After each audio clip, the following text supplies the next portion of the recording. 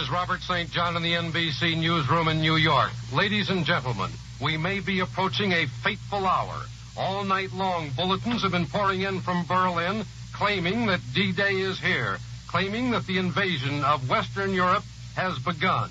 Let me read you several of the latest bulletins. One says that a report, unconfirmed by Allied sources, of course, says that heavy fighting is taking place between the Germans and invasion forces on the Normandy Peninsula, about 31 miles southwest of Le Havre. Another bulletin, also from Berlin radio and unconfirmed, says that British-American landing operations against the western coast of Europe from the sea and from the air are stretching over the entire area between Cherbourg and Le Havre, a distance of about 60 miles. I repeat, there is no confirmation. And here's another bulletin just in. DNB, the German agency, says, this is unconfirmed, that the most important aerodromes in the area of the Normandy Peninsula of France have been wiped out. Now, I presume that means wiped out by the Allies. As you may have heard on earlier broadcasts, all three German news agencies have begun broadcasting these stories that the invasion is here. But there is no Allied confirmation as yet. The first report came out shortly after midnight, and since then we've been flooded with reports from Berlin.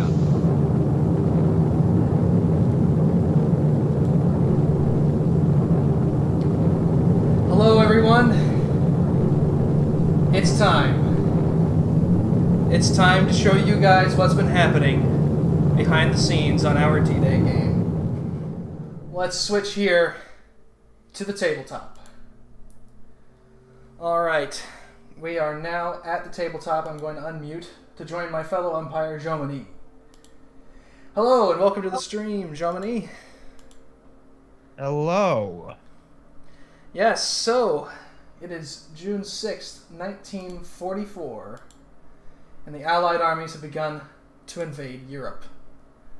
Let's take a look at what's going on here. So we've got the 101st Airborne. We've got the 101st Airborne landed near Saint-Mary-Église, and they are now trying to regroup, reorganize, and begin accomplishing their mission of attacking Cherbourg, or sorry, I should say Carentan, from the northwest.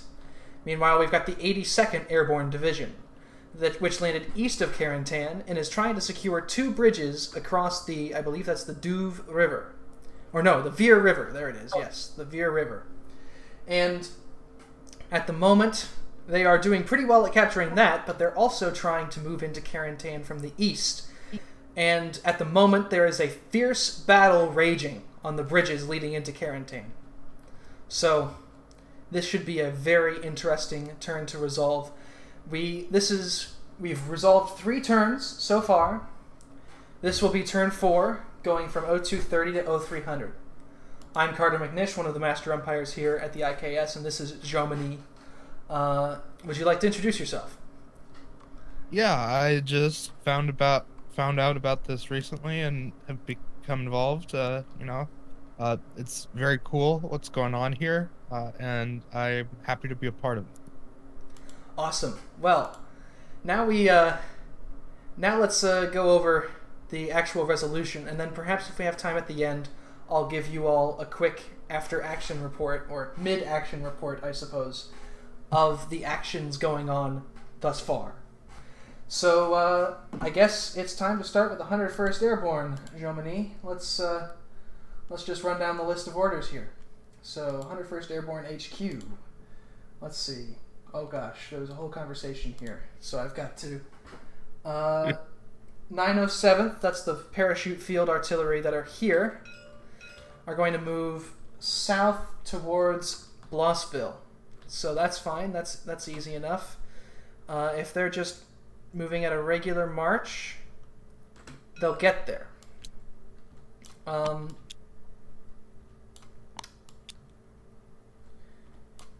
The Germans don't even know they're there, so that's fine. There's not going to be any interaction. Okay. Yeah. Then the unit... Yes, okay, so...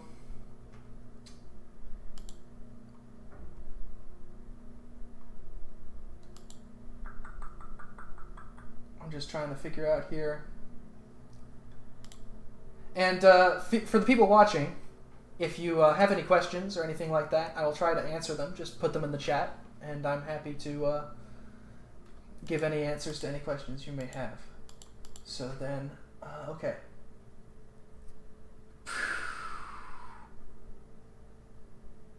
Actually, I should, Oh gosh. This is a little hard to pick apart.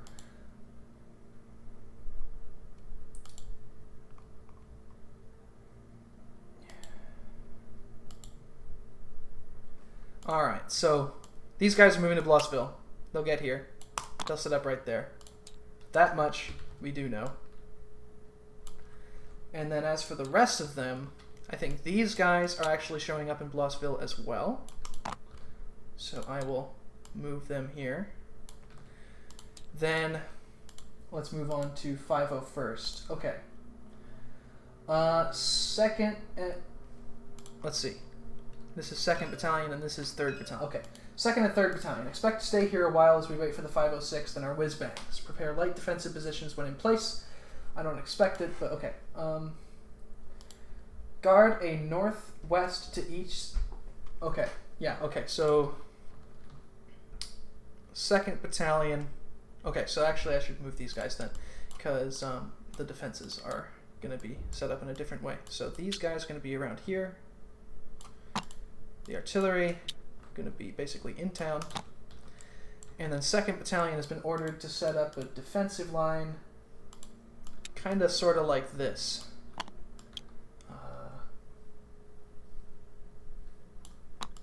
I should...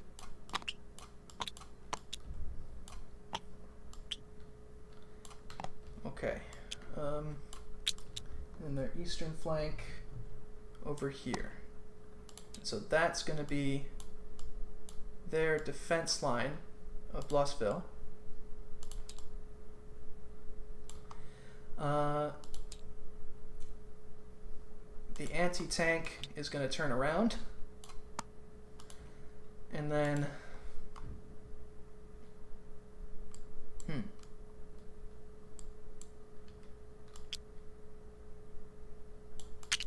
Oh, that's A and D. I need A and B. Oops. Let me go grab B and replace it with... Yeah, okay, so B, move D over there. Retroactively fix that. Still two batteries either way. And so then all of these artillery batteries are gonna form up around Johnson here. All right. Then the engineers, Baker and Charlie Company, the engineers are going to just show up here, say, hey boss, what's up? Then 3rd Battalion, find suitable positions to guard the southern choke point between the canals as well as the primary road.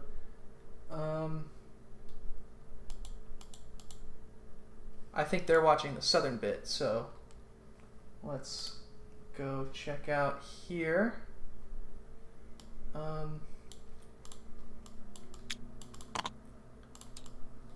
If I look at their screenshot correctly, it's going to be something like this. Yeah, okay.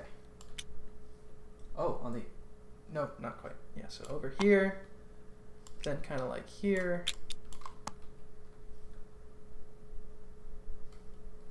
And then over here. So like that, like that, like that, with eyes over towards Veerville on this road. Okay. 1st Battalion requests a status update from. They're going to continue marching down the railway. That's 3.1, 4, 6. So that's where they are.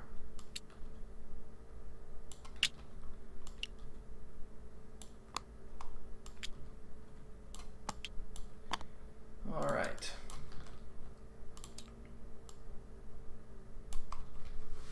So that's where 1st Battalion is, and he expects a status report from them, so I will oblige him of that. Okay.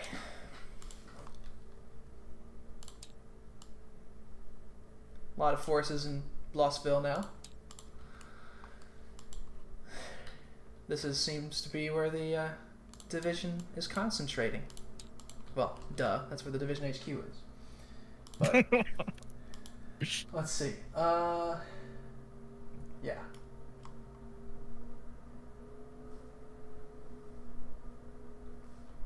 And I think this battery wants to turn around as well.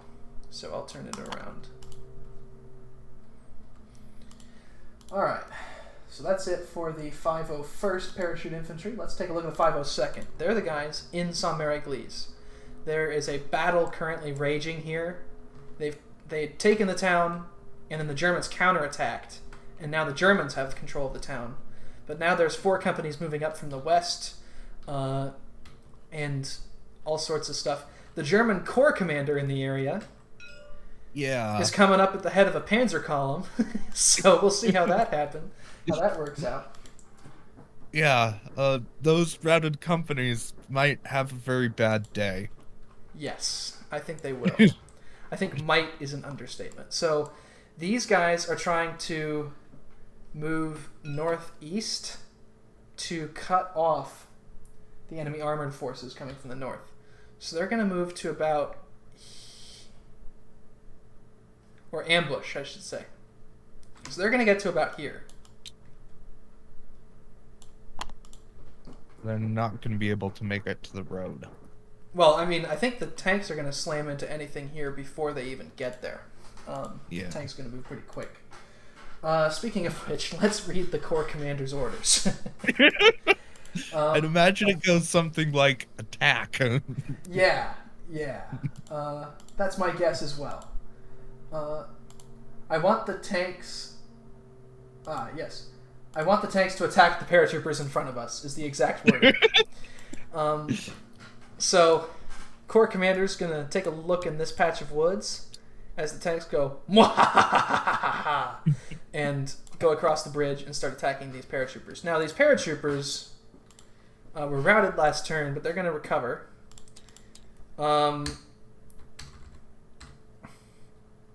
And now they are a D10. So, yeah. Oh, boy. Okay. Both.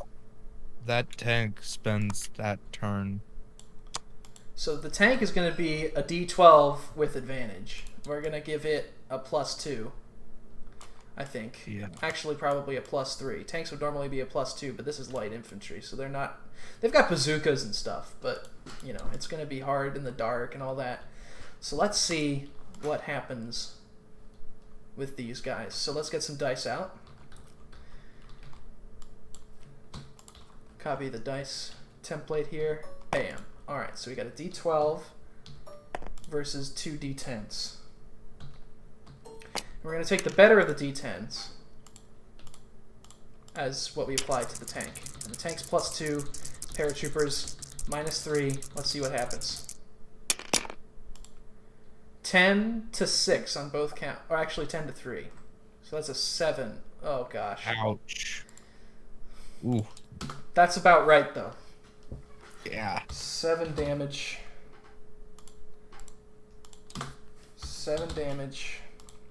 And the tanks take 1 per fight. Their only hope was that this was actually secretly a Panzer battalion. I mean a Panther battalion. So it's not actually, there's like 2 tanks there and the rest of them are broke down all the way from... Yeah, and so basically what's going to happen is these companies are going to fall back behind these companies, which came up to reinforce, right? And so now the tanks are going to be attacking this way. So that'll be something to roll for next turn. Yes. I'm not going to move Sam up for now because I think he has a wish to live. We don't want to kill off the Corps Commander yet. Right.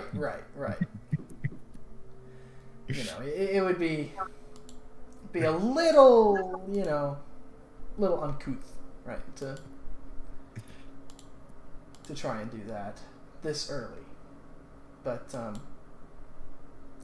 yeah, okay. Okay then. So that's that then. Let's just draw some lines. Oh gosh, I can't see anything over your cursor. It's all good. All right. Then, what are these? Okay, let's go back to 502nd orders here. I gotta close down some of these channels. 502nd. Okay, here we go. Second battalion. Fall back from Saint-Mary-Église and reorganize north. This is 2nd battalion. Yeah, so. Yeah, so basically, we'll roll for combat and see how these guys do. Yeah. Oof. Yeah. All right, and then 3rd battalion, keep engaging enemy forces, push southwest, and clear Saint-Mary-Église. I don't think he heard the report that last time they got freaking wrecked, but hey, let's see. So, it's also going to be important to look at 327th Glider for these because they've got the 2 companies here. That's them. Yeah, I was gonna say. 1st Battalion rest. Support the attack of the 502nd Regiment of Saint-Mary-Église by flanking the village from the south. So these guys are going to probably press forward, but then these guys are going to... Yeah. And then these guys are going to try to come up. Yeah. And then if they had more units, they could turn the flank and hit that artillery. Yeah. Wait. Oh, these are the 327th Glider Regiment. These are the 501st. I need to move these guys down. 8 now. And I'll circle them. Okay. Yeah. Let's erase these circles that don't mean anything anymore. All right. Yeah, battle for Saint-Mary-Église is going to get hectic. Yeah, and 3rd Battalion is now pretty much isolated. Right. Yeah. 3rd Battalion is most definitely isolated. Okay, so we need D12s for these guys. Then D10s for the Germans. Yaw. And this artillery is no longer able to provide accurate gunfire support, I'm going to say, because just it's a mess. I mean, I can barely tell where the units are. Yeah. So they're going to stop firing until they receive actual instructions. Ooh. Ooh.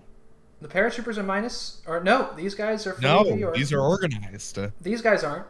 So this is still a -3. So that guy rolled a 2. So 4 here. Yes. So this guy takes 2 damage. So he's still around though. Yes. So he's at 10. This guy's at 3. Oh, I put a 4 there. That's a 3. Okay. This guy is at. So, yeah, this guy's at 7. Ooh. But then this guy takes the brunt of a 11 on a 2 and is routed. And an 8. Yeah, this guy's routed. It doesn't matter. Yeah. Routed. And now he's a D8 for the rest of the game. So this guy's going to fall back through the town to the other side. And these guys are now going to ambush the flank. Yeah. Those gunners have got to be pretty nervous right about now. 2 damage, and this guy is 7 damage. And now he sees the flank of these guns and is probably going to charge the guns next. Yeah. So let's redraw these lines here.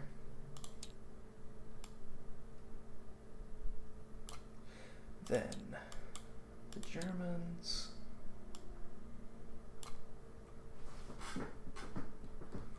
And now we got to roll for the north side. That's him being Smashed up. Okay. Then, so we need 1, 2, 3 D12s and 3 D10s. So this guy's going to come in from the north, and they're going to be fighting over this bunker complex.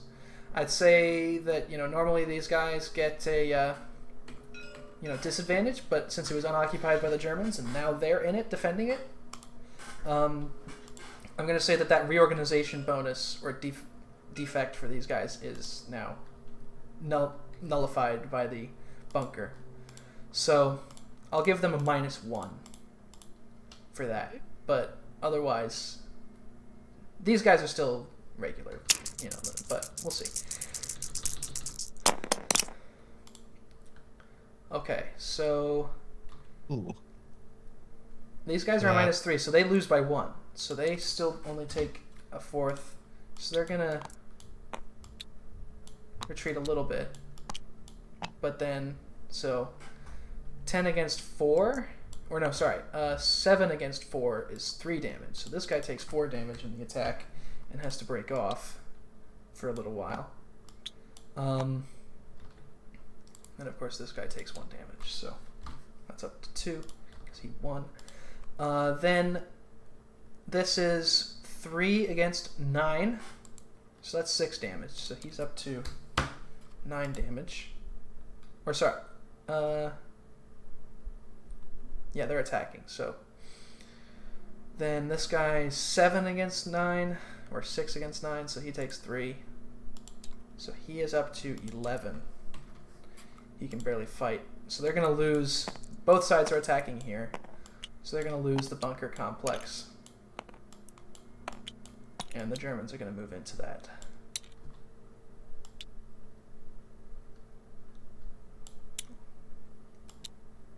So that's unfortunate for them. And this guy takes a 2nd damage tick. All right. Probably, definitely not the best idea to keep throwing them in. Yeah, that was, yes, that's the thing. 2nd Battalion has 502nd has no idea of anything that's going on, right? So, it makes sense to him, like, keep attacking. Obviously, with the hindsight, it seems, with the hindsight, you walk 100 feet over there and you kill the German corps commander and you win. But it would seem better to kind of try to pull these guys back and try to lead some of the German forces off. Yeah. So. But obviously he doesn't know what's going on. Yeah. And for those of you just joining us, happy to answer any and all of your questions. So leave them in the chat if you're interested in having a question answered. Or if you're just confused, just as confused as the paratroopers, and need to get clarified on the situation. Right now we are umpiring the attack on Saint-Mère-Église, where the battle for it, really, there's multiple attacks and defenses going on at the same time. It's very chaotic. Yes, very chaotic. I'm going to say that these two commanders now meet up so that they can talk with each other in a co-location channel. Okay. This is very interesting. Very, very interesting.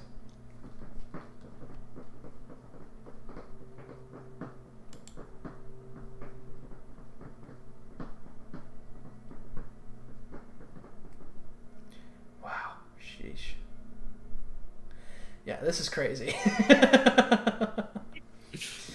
Yeah. Wow. Okay. Although, it seems most likely that 3rd Battalion... Oh my gosh, yeah, I didn't even think about these guys. Yeah, these guys are supposed to be... Oh yeah, they're going to get destroyed. 5, 6, yeah, okay. So these guys are getting pushed back by them, too. Yeah.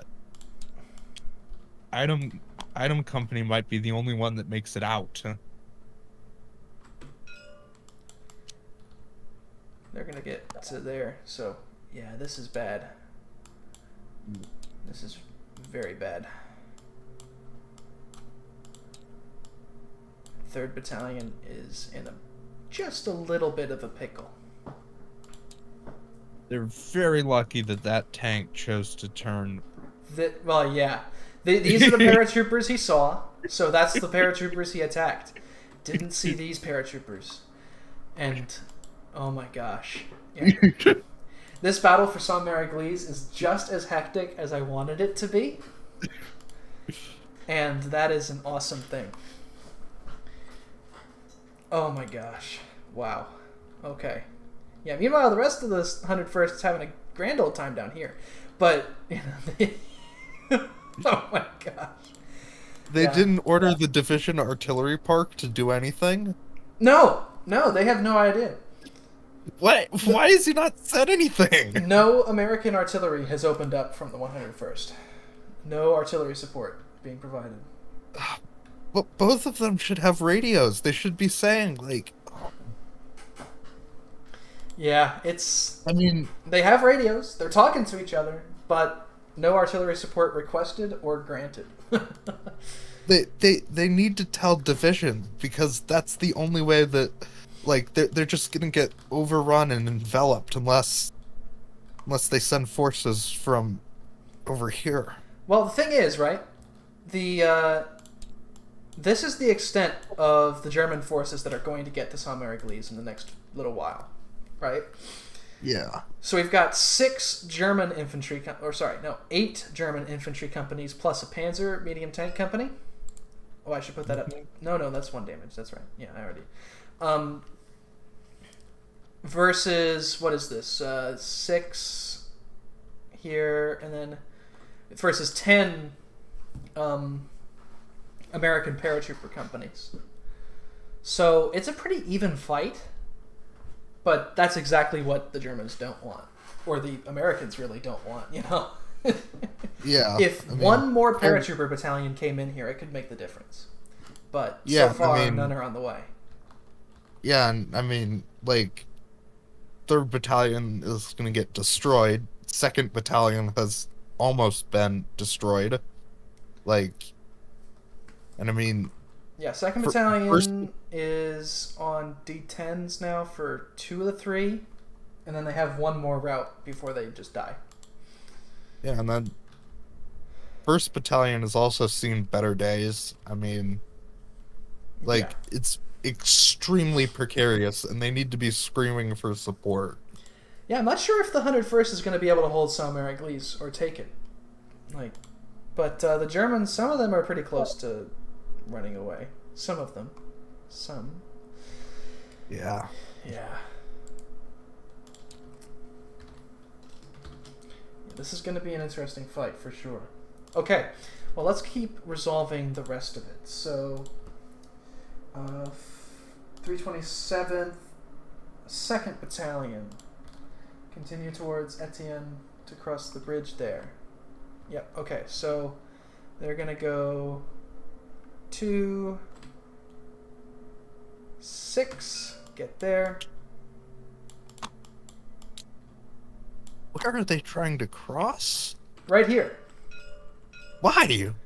Well, they don't know there's guys there. But, like, the rest of the division's over there.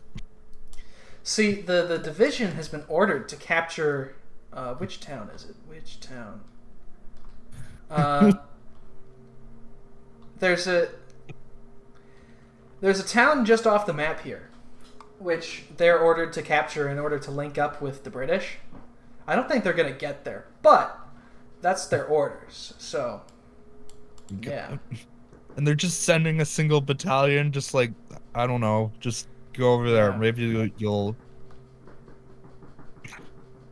Yeah. Maybe they won't notice you. I'm going to take away 1 damage from each of these companies for being out of combat. So, but that still doesn't make them look too great. Alright. Well, I mean, it seems like they're, especially if 1058 Grenadier moves in, they're just not in a good place. yeah. No, it's not going to be it's going to be bad news bears for sure. So let's take a look. I don't know.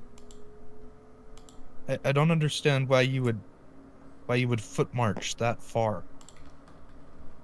Just seems bizarre to me. It's bizarre to me too.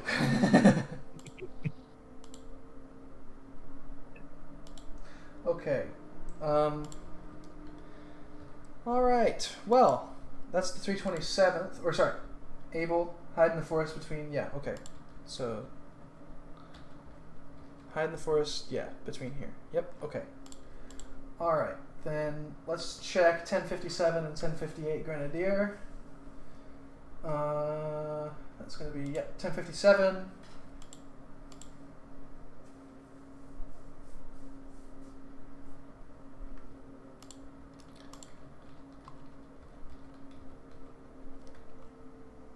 Yeah, so they're defending the artillery here. Cool. Yeah, but because it's dark and because there's all sorts of trees and patches and that kind of thing between here and here, they don't see each other. You know, they're gonna just walk right by each other. So this is gonna be interesting. Whoa. Unless somebody. Unless they're shooting or something. Or... These are unless... No, these are all just regular artillery guns. That right there is quite the opportunity. It is, and nobody knows. Like neither side. The battalion commander has his orders to go to Ethionville, right? And die. Well, he doesn't know that he's going to have that happen, but you know, it will. It probably will. He just doesn't know about it yet, and neither does he see these guys or hear them because they're not shooting. They haven't been ordered to. They don't have any actual information on enemies, but they can shoot. You know, so. Yeah, it's interesting. All right, well, very interesting so far. Then let's look at 1058. So these guys have been ordered to reinforce Unlikely Spikey's HQ, or Unlikely Spikey's HQ, I should say, in 1057. So they're going to march down to Ethionville as well. So, what's the fastest way they can take there? Probably this way. So they'll quick march, 6. They're going to get there. And then, there. And there. Oh, come on. Oh, come on. There we go. All right. So, now we have these guys all marching. And, yeah. That's going to be a nasty surprise when 2nd Battalion or 3rd Battalion's getting decked on by the guys in Etienneville. Yeah. Unless if these guys roll extremely well, and then just actually save the day, but probably not going to happen. Okay. I don't know why this regiment's being fed in piecemeal. Well, he still thinks he's got to defend his objective, right? So. Yeah. I mean. I know. This is indicative of. Not great communication. I mean, all the paratroopers are down now. Well, he doesn't know that. Well, but his Corps and Army commander should know that. Even they probably don't know that. That would just be an educated guess on their part. But yeah, let's see.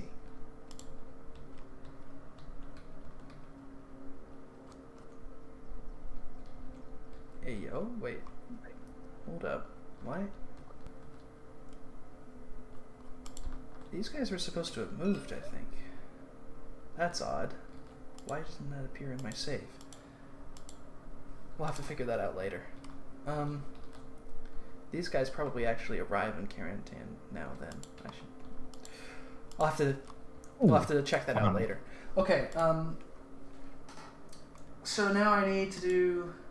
That's the rest of 327th. Yeah. Okay. 506th now is who we need to talk to. Okay. Here's 506. So, 3rd Battalion is arriving in the area of Leesville at their regroup point. So they're going to take up positions here, and Dog Company is going to move forward.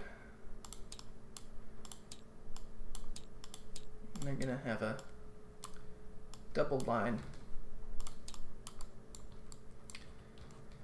Meanwhile, 1st Battalion is going to continue on towards Leesville. So that's 2, 5, 6.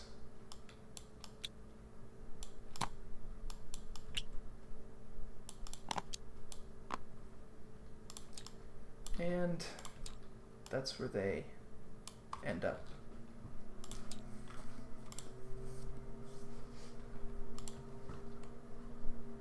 Meanwhile, these parachute engineers are trying to dig these guns out. They landed in a swamp. So they're going to spend...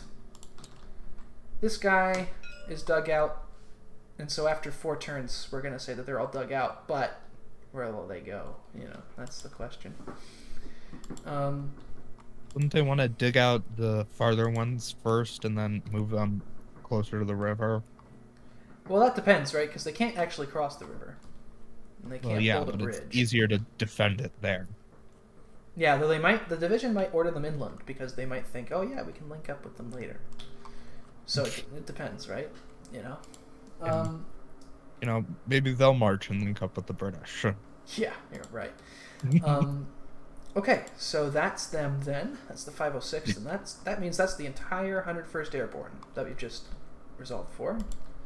Cool deal. Let me just check the 352nd channels to make sure I didn't miss anything from them. Nothing from their commander of the division. Status report from one guy.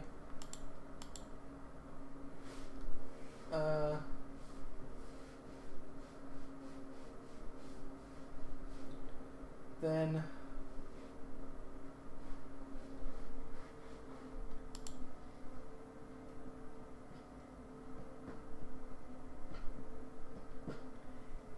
Yeah, okay. Alright, so nothing from him. Yep, alright, so didn't miss anything there. Yeah, okay. So that's this sector done. Let's move on to the 82nd. So, 82nd Airborne HQ. Yeah. Like his artillery to open fire on 402.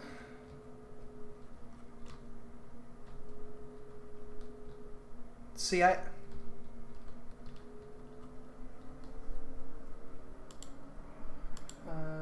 402, 842. Like, so 402. So that's going to be like here. 842. Yeah, so like basically they're showing here. Okay, alright.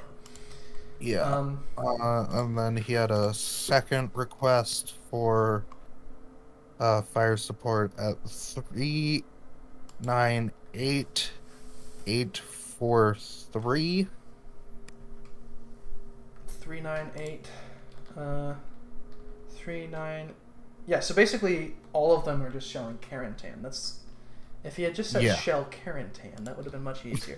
But, you know. Yeah, and then he wanted to do a 15-minute HE barrage, and then he wanted to drop illumination rounds for an assault. Yeah, we're just going to roll for artillery support. That's like, it doesn't matter. Like we'll say, yep, your artillery's helping. And he'll be like, great, the illumination. And we'll just say, no, we rolled dice. Right? Yeah, sure.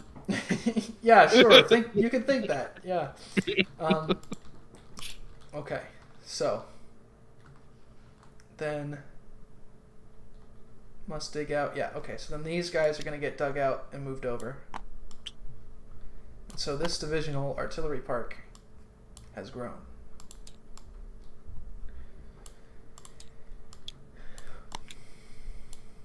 Yeah, this is... Jeez. This is a lot of artillery here. Okay. Then he wants... send that company of engineers northeast, so these guys, to where we heard hostile artillery. So they're going to move he means these guys, yeah. So but they're 1.5, 2, 3, and then probably as they get here are going to encounter engineer battalion versus engineer battalion. Yeah, these guys are both D12s. So that's going to be interesting. Let's roll for that. Where's the dice template? There's one. This is easy. We can just roll for this now.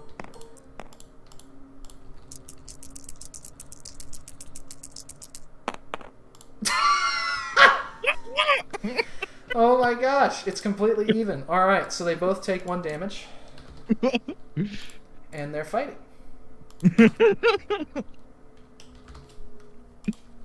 Great. Well then. All right.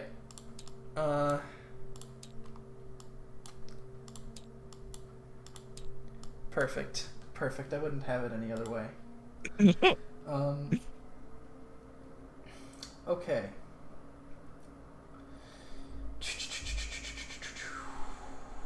That was great for 1 turn, although I have a feeling that they're... Well, it depends on what... Well, actually, wait a minute. Hold on. 507th does, but... Yeah, 507th. Let's take a look at 507. Yeah. I mean, just looking this is, at 507th, what is this? First battalion. I'm going to die alone. To continue movement to objective, I will remain... What's the objective? Yeah, I will... What is the objective? Okay. Yeah, okay, so never mind. Let's rewind the clock here. As funny as that was, that is not what happened. Bam. That's what happened. Oh. So we've got D12 here, 2 D12s, and a D12 here. Now, these guys, I'm going to take the... I'm actually not going to roll for them. They're not organized. I'm not going to roll for them. They're going to provide a +1 because of the choke point. +1 to these guys.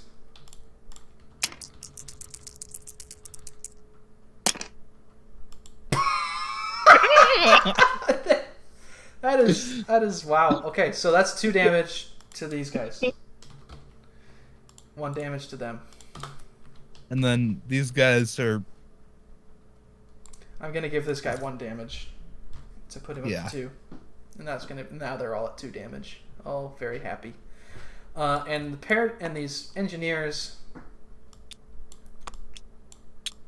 are they're gonna get a vague idea of what's happening. Yeah. Well, actually, so yeah, these engineers are gonna fall back off the bridge, but not too far. And one of the companies. Oh yeah, let's roll for that. And in fact, I'm not even sure. Let's check Google Maps. Is there a bridge there? Like, if there's one there today, then there probably would have been one there back 70 years ago. Heck, it might even be the same one. Okay, zooming in. Great. And this would be the...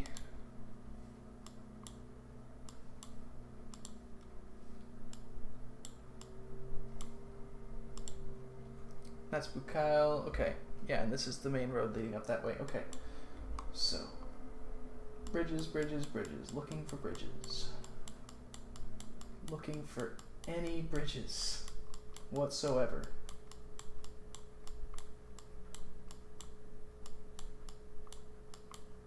No, I don't see any. So what are these little water courses drawn on the map then for? Is it a ford? That seems unlikely. That's like No, these are just little farm drainage things. So yeah, that's not a bridge. So let's roll back time again. So now it's just a straight up brawl. Oh, and so these guys are very dead. Very dead. Alright, so that's 7 damage. Minus these guys 3. take 4. Oh, you're right. So minus 3 on these guys. So that would be a 9. So it's I'll just take 3 off that. So there's 4 damage instead. Okay, that's not as bad. But then these guys take 1 damage for fighting. These guys take 1 damage, so they're up to 3. Then these guys take 4 damage. They were already at 2. So they're at 6. But these guys are forced well and truly off. Yeah, they realize what's about to happen, and they don't want to be there. Okay. And these engineers then, as per their orders, are just going to go... Doot. They're not going to get very far, but they're going to head back north. And then, yeah. Okay, so... Because, I mean... Yeah. I mean, he probably doesn't really know where this guy's regiment is positioned, which is why he is attacking with his engineers. Right. Okay. Back to looking at the orders. Okay. 2nd Battalion. That's these guys. Break off and engage the enemy company. Okay.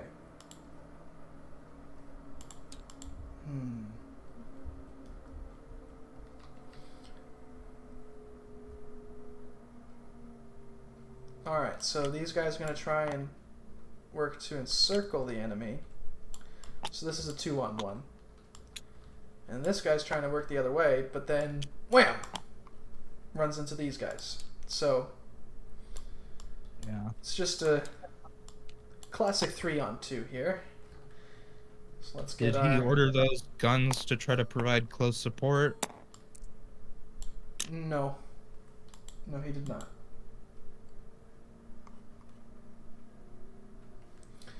Alright. Oh yeah, and the commander, he wanted to be with A company, down here.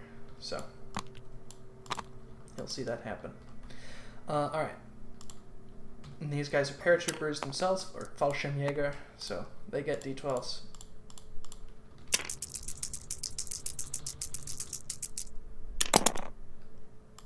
Ouch. Okay, so this guy takes 4.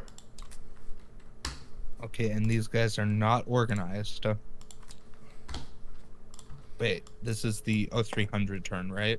This is 0300. But it'd be Yeah, so after these this. guys... Are still, yeah. Okay. So actually, no, these guys don't take, you're right. So, Yeah. Yeah, these guys down here are 0315. So these guys would then be, that would be 3 to 2, so that's 1 damage. Okay, never mind. They were at 2 before. Or no, 1 before. So they're at 2. 3 damage here.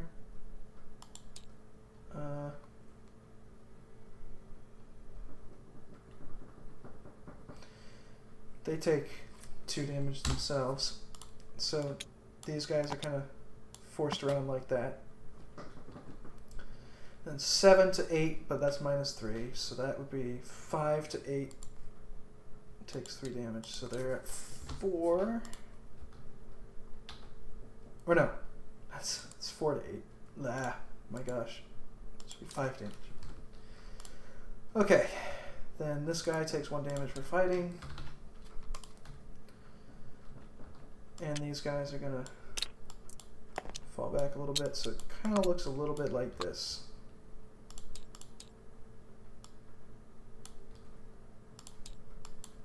Okay.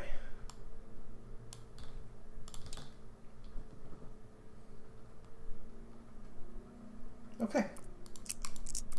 The question is, will those I think this artillery is going to head south, so they're going to get probably here.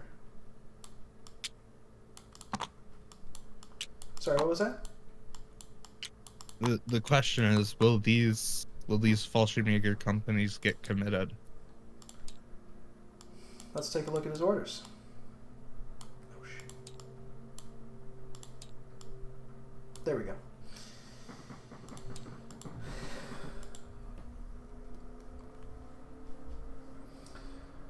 Alright, so we need 91st Fallschirmjäger Regiment 6. Okay.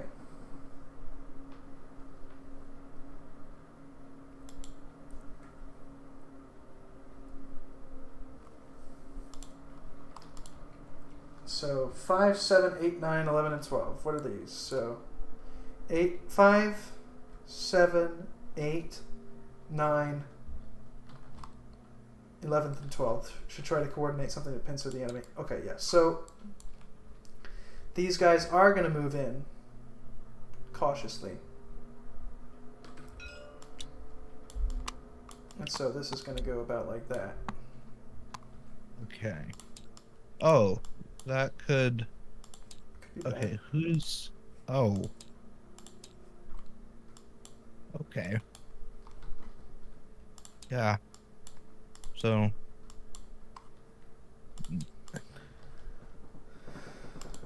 Alright. Hold on. That's that then.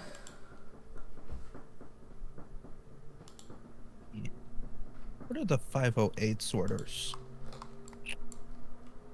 Because those could be remarkably bad for 11th and 12th Company.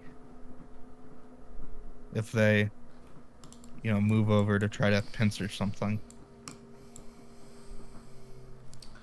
you've got 2 battalions here.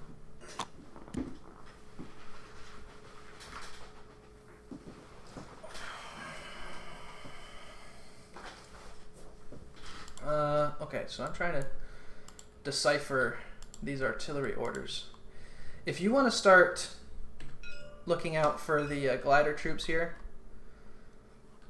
as well as these guys from the 507th, you want to look at their orders and start interpreting those, that'd be great. Yeah, I'm trying to what I was looking at is because he said he wanted 11th and 12th Company to... Yeah, they're gonna ignore that order because it's not applicable to them. They're already fighting. Okay. He said basically the whole thing was if possible, which here All it right. is definitely not. Okay. Well, then they're just going to die. Well, we'll see. Well, I mean, they are just going to die. There are 2 battalions of paratroopers behind them.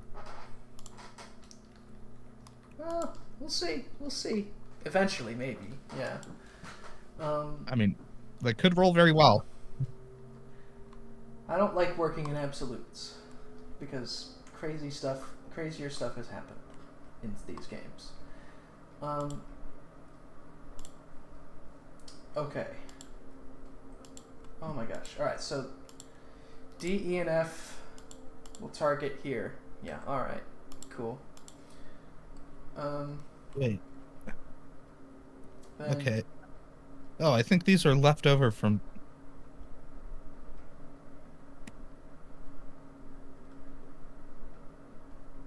You see these guys here? Oh, okay. Yeah, what?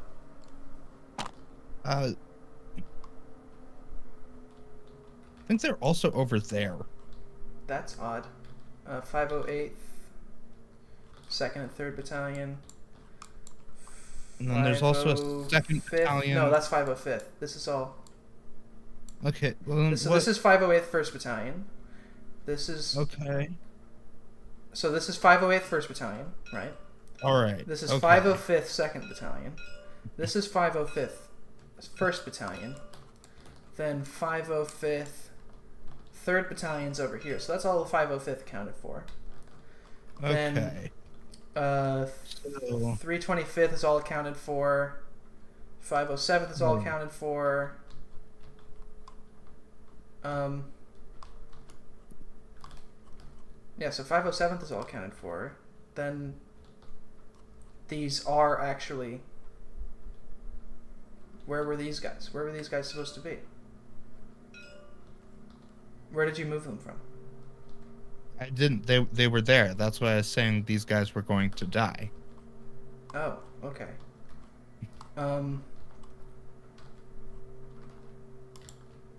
That is... They weren't marked, which is why I was confused. That's... Let's save this. We're probably going to have to talk with CT Mac about this. This is real odd. Well, actually, no, it's not. Let's take a look at the 508th orders. Yeah. 508. Very frustrating.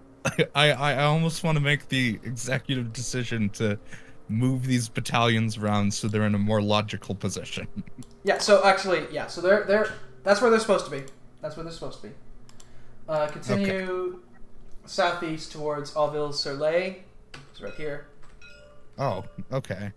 Where they can link up with 507th and assist in taking the bridge there. Perfect. So, 1, 2, 3, 4. Okay, so they're just gonna take the bridge. 5. Yeah, so 1st Battalion's gonna move in here. 3. Yeah, so 1st Battalion gets here. 2nd Battalion, 2, 4, 6. First Battalion probably deploys one company, like on the other side of the bridge. Yeah, true. All right.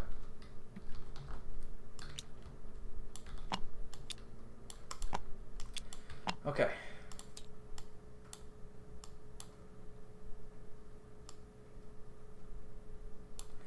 All right, so there they are. The other bridge has been taken. That's them with all their objectives. Then if we look at 325th, that's 3rd Battalion, continue to take the east side of the other bridge. So actually these guys would get here at about the same. So able Battalion, yeah, these guys don't actually need guys on the other side of the bridge because they'd see friendly troops on the other side. So they're going to set up a defensive perimeter. Oh, look dear at the Lord. 82nd, so professional. Well, I mean, other than it seems like the 508th got a little scattered. Yeah, a little bit, just a little. I didn't realize that because I was looking at the 82nd and I was taking notes to ask you about. I didn't realize that there was the 508th over here, and I'm like, there are 2 1st Battalions in the 502nd. It looks a little weird. Yeah, it looks a little weird from a distance, but you gotta... Then I pulled up the 508's orders to look at this, and then I was like, the This is the regiment commander's over there, just with one of his battalions. Okay, so these guys are supposed to be moving up the west side of the river. Oh. So they're going to get a company into this. Oh, fun, fun, fun. So these guys are now... And if these guys roll well and drive them back into the town, then they're gone. They're surrendered. Yeah, and whoever's in charge Or actually, not surrendered, massacred, but because the standing orders for the paratroopers historically and in our scenario are not to take any prisoners. Yeah, and I think that that whoever's the senior commander there is going to be glad that he's dead, because he made the interesting decision to pull off the bridge.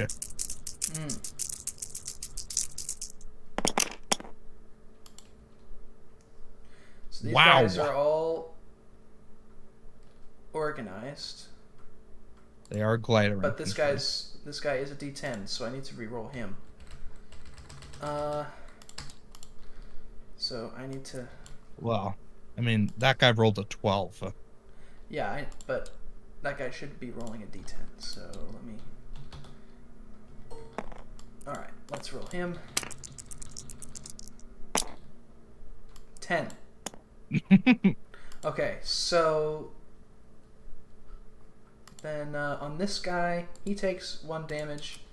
He's up to 11. So he's up to 3. This guy takes 1 Would they get any damage. bonus for outnumbering 2 to 1? That's true, probably a +1. So this guy still takes 1 damage anyway. So 11 to 12. This guy takes 1 damage, putting him up to 4. This guy takes 1 damage. And then this guy takes... Oh god, that's 7 damage. Yeah, attacking up the river. Yikes. Okay, so 7 damage there. He's like, oh, frick! But then his other guys come in. Or actually, no, that would be 5. That would be 6 damage. Yeah, because of the +1. Yeah, okay. Do we want to make a... We want to make a roll to see if the commander... Because, like, I assume... I think we roll a d20. Or, well, let's just roll a d4. It's a 50-50 shot, whether or not he surrenders. Well, I'm going to call it higher, and I'm going to call it higher that the command is destroyed. 3. Yep. Okay. Dead pile for these guys. Yeah. Surrounded on all sides. Yeah, I was going to say they're only... Oh, there's a river there, so that wouldn't go. Even if they don't all surrender, they're going to either be all killed or like or disperse, right? So... Yeah, I was going to say maybe the local commander would realize what's going on, but they're enfiladed on that side by a river, so... Yeah. They were very dead.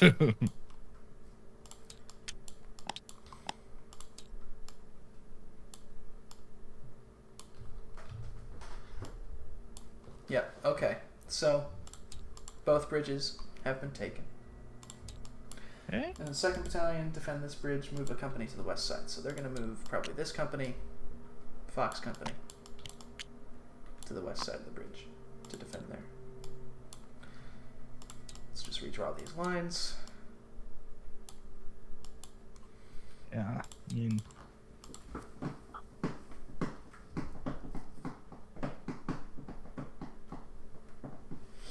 So, 82nd has secured all of its objectives, except for Carentan, though they might be able to do that. We'll see. Now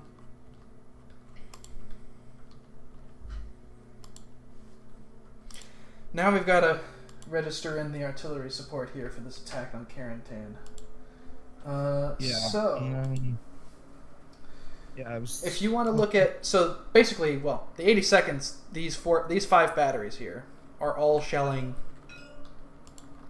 just Carentan itself, providing support. So we need 5 D4s. Hello. 1, 2, 3, 4, 5.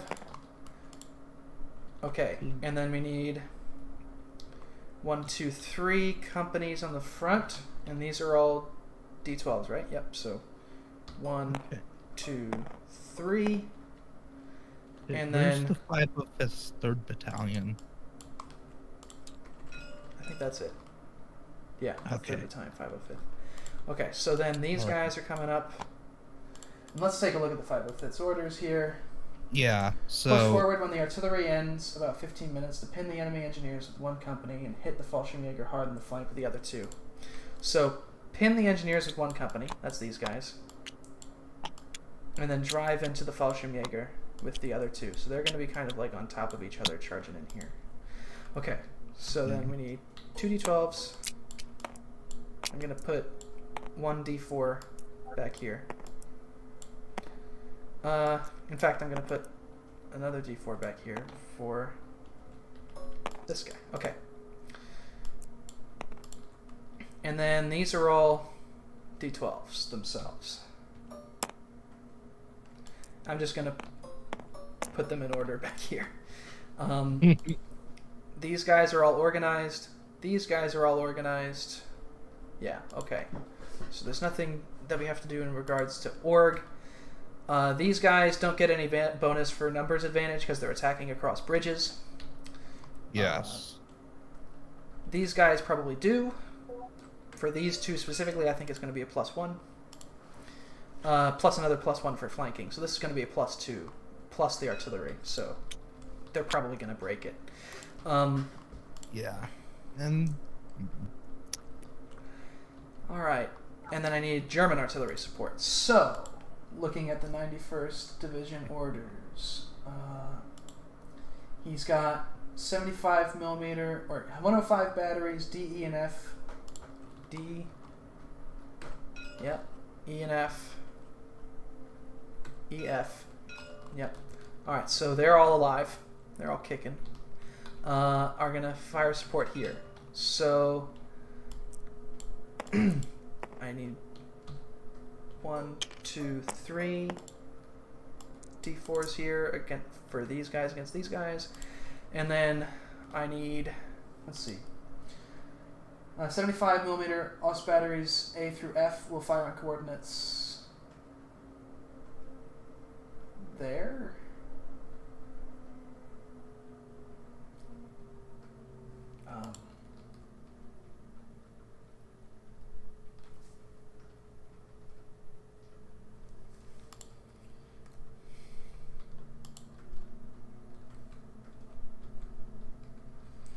Where the heck is...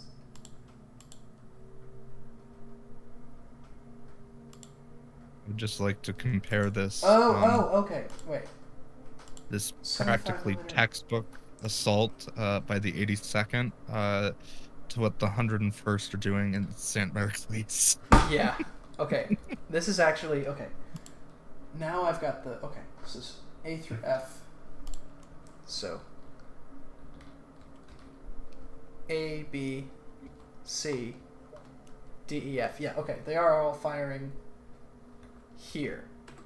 So, right? You know, all sorts of explosions and stuff like that. But there's actually nothing going. There's actually nothing there. So these guys actually do hear the artillery firing to the north. This is a revelation. Oh! Oh no! Uh-oh. Oh. Ladies and gentlemen, we have just had an oopsie moment. Oh. Bam. Which battalion is this? This is 2nd Battalion, 327th Glider. Okay. So, I mean, this is going to be like the Band of Brothers scene. Yeah, with... exactly. So, these guys are going to roll D6s for the defenders. And I'm going to take away some of that artillery fire. Okay. And then... Okay. And then their the only Pioneers saving are grace D12s. is that these are Fallschirm Jaeger. Oh yeah, so they're going to roll D12s. These guys are all orged, so they roll D12s. Oh, and then God. the batteries roll D6s in the defense. I'm going to give the paratroopers a +2 for surprise and for flanking. Wow. That is a really lucky... That is a really lucky result. So these guys are at 12 with the +2, so they take 1 damage. As do these guys. So that puts them up to 9. Then these guys roll a 7 to their 6. That's crazy. So that puts them up to 8. And these guys up to 1. Now they're only going to have 4 health points. Each of these are batteries. But then that's 5 to 6. So these guys actually lose their combat. So that's 2 damage to 1. It's like that. It's like in the Band of Brothers So scene. these guys are going like, holy crap! What the hell happened? Meanwhile, this battery is about to get overrun. You know, the paratroopers have managed to close the distance now. And these guys are going to be forced back a little ways. Yeah. And these guys are no longer going to have the gunfire emotes, right? But they are going to... Wow, this was... What an incredible result that was. Holy cow. I was going to say that this battalion was just going to go off and die for no reason, but, you know, maybe this will take some time, and maybe the commander will realize, like, you know, yeah, there is no allied units for, I need like... to move these guys all up 1 damage, because, remember I took that damage off earlier? Yeah. So, there we go. Okay. For those of you watching the stream and are like, he was gonna forget that. Yeah, I was until I remembered. Okay. Alright. Cool. Back to Carentan. That was interesting. You can see just how hectic these umpiring sessions are. So that's all. That is the full extent of the dice that we need to throw for this. So let's get through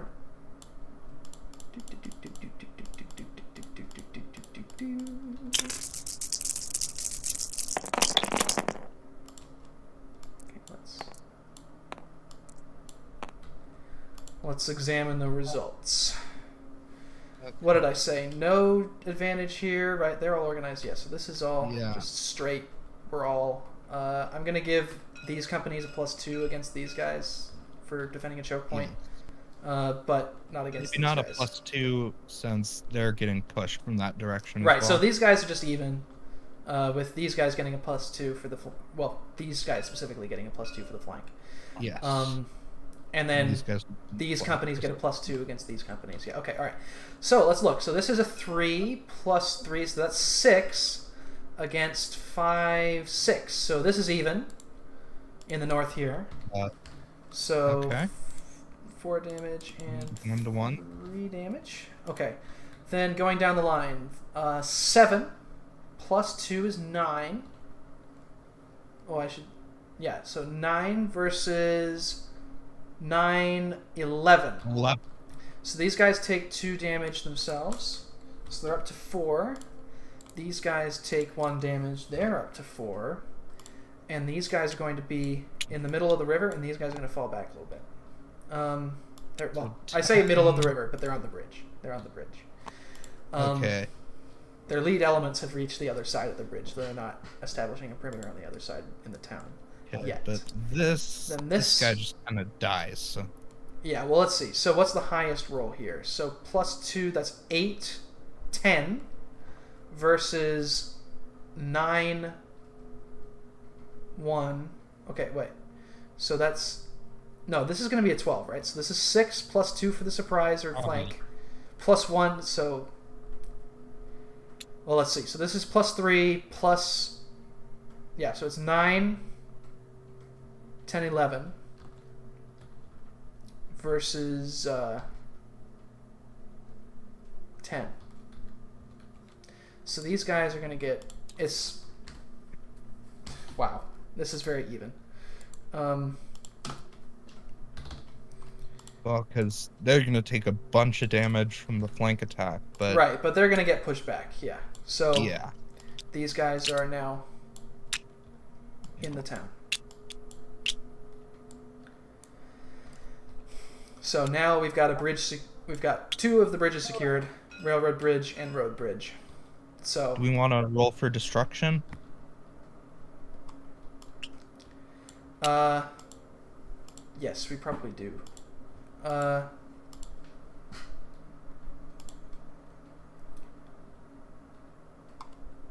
this guy takes 1 damage. I just want to make sure I've got all of these things updated here. 10 and that's a 12 compared to 10. So these guys here also get pushed back. Yep. Okay.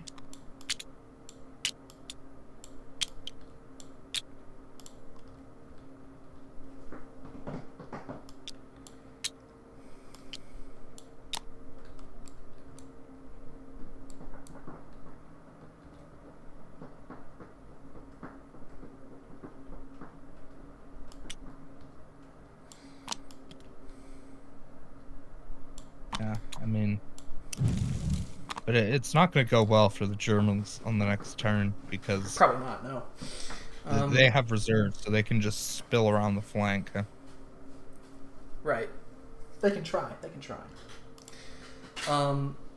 Okay.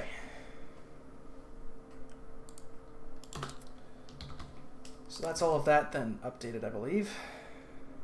Yeah. Okay. All right. Wow. And I need to put our fire in the town as well. They're rolling into artillery fire. Okay. And Ekman's going to be up here leading. Okay. Let's take these dice away.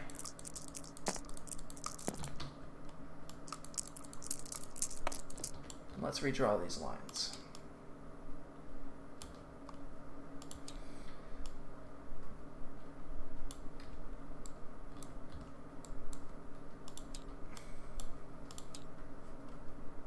This is going to be a fun report to write. Oh, do you want to want to give like a clue to the 508 and 325th glider, like that they've taken the bridge? Well, no, that they followed the standing orders. So. Oh, they kill everyone? Yeah, probably. Yeah.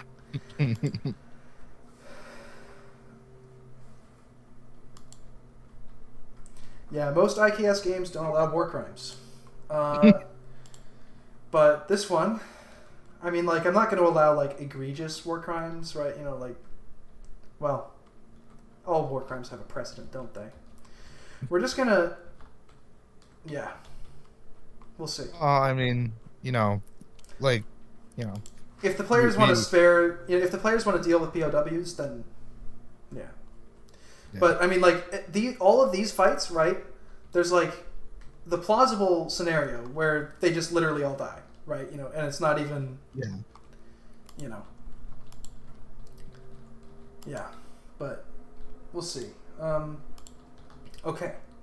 I was just saying, because it's kind of a nice tidbit to kind of just give some clue as to like the historical information, like Yeah.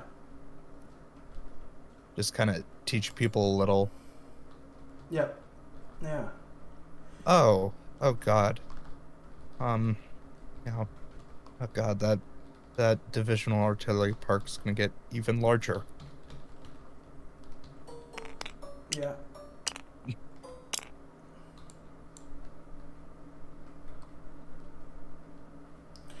Okay. That's everything then.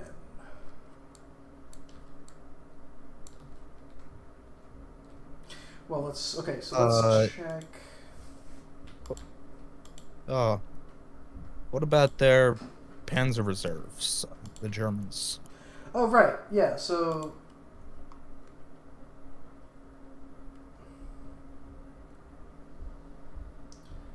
these guys were supposed to... Okay, so first company supposed to move towards here.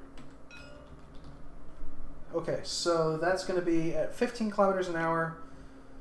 That's 15 times 3 is 45, but divided by 2.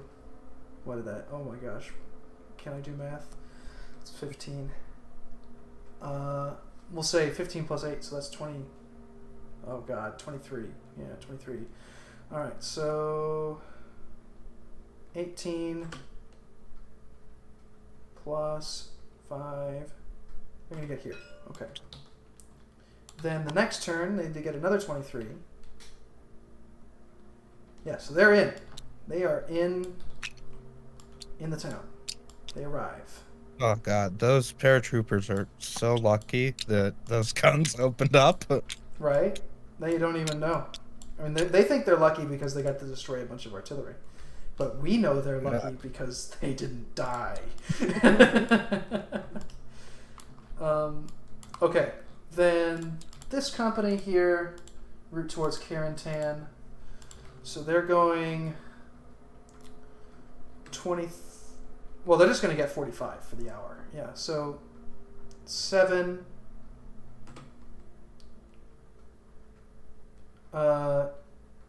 10,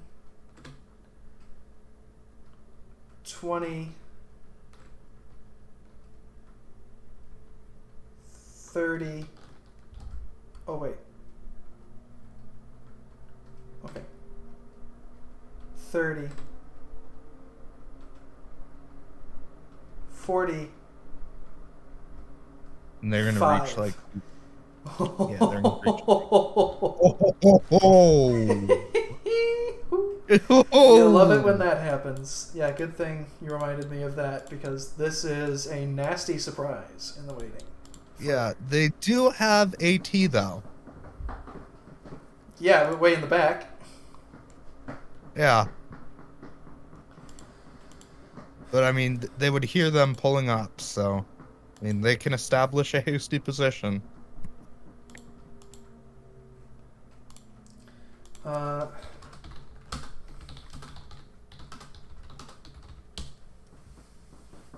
right, would they hear them pulling up with all of the shelling?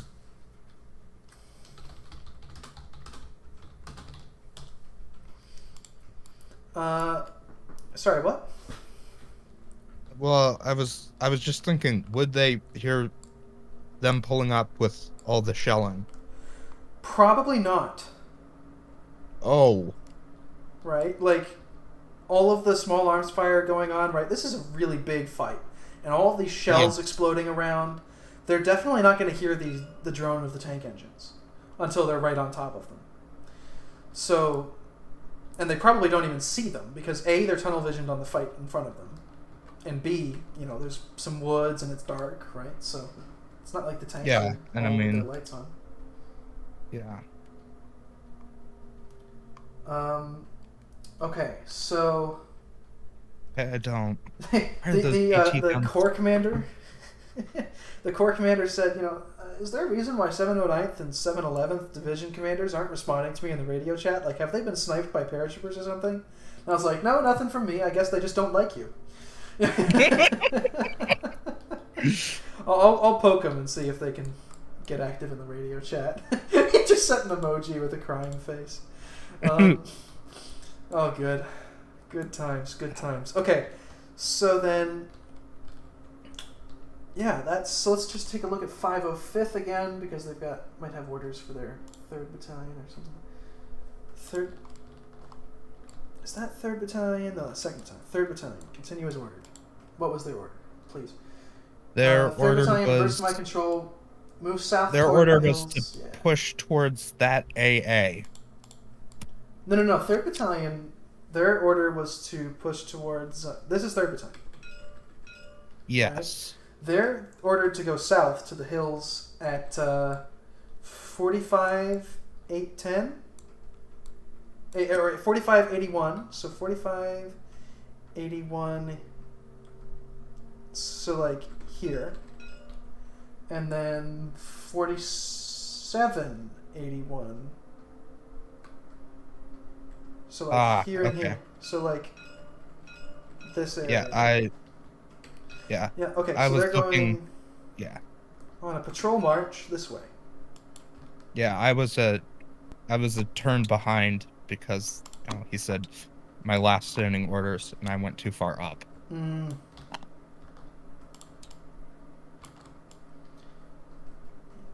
on. There we go.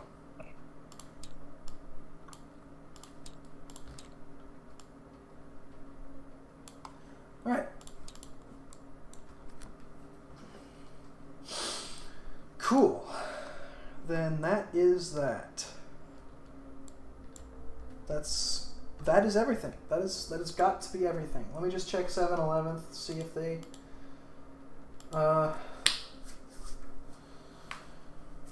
radio message to all subordinates, then to 731 Grenadier. Yeah, so that's part of their division. Yeah. 731 Grenadier, come on, wait. 744.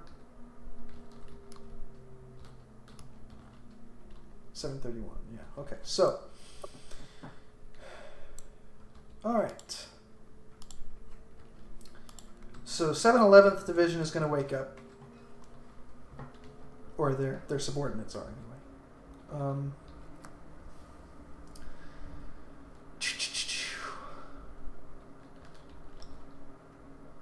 Yeah. Okay. All right. Oh. That's everything then. I mean, I'm glad I Oh, remembered those tanks, because that's going to be... It's going to be interesting.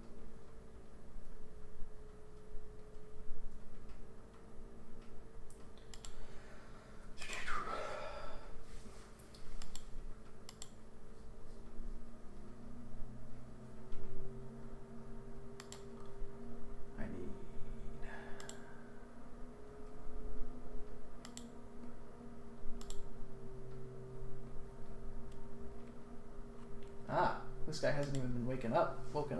All right. Alrighty then.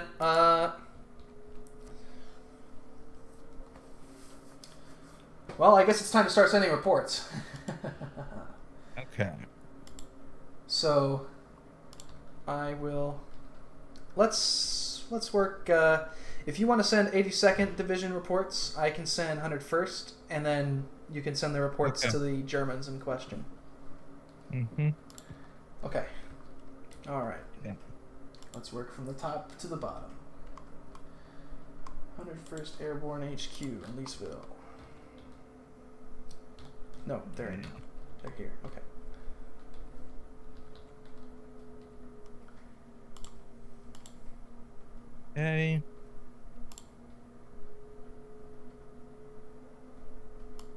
Let's save as 82nd HQ.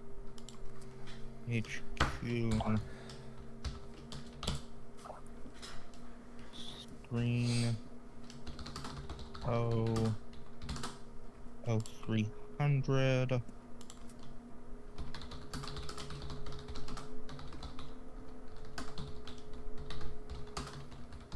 Okay. Alright, and so then the only thing that's directly reporting to the 82nd is, okay. Okay, and so then this is, okay, this is 505th.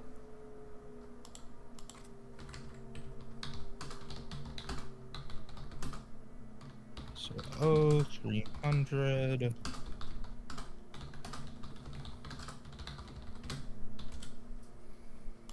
Okay. 501st gets the same screenshot.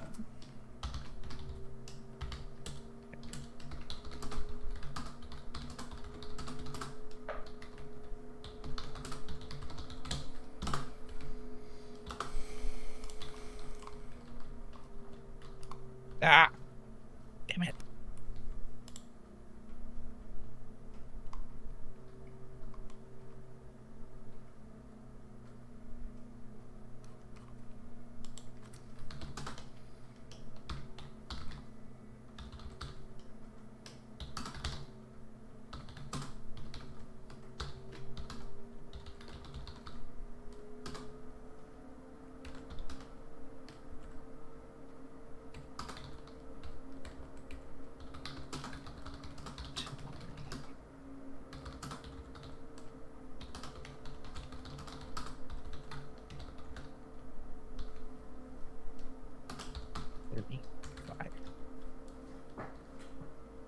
For division commanders, do I just give them reports of the units that directly report to them? That's right.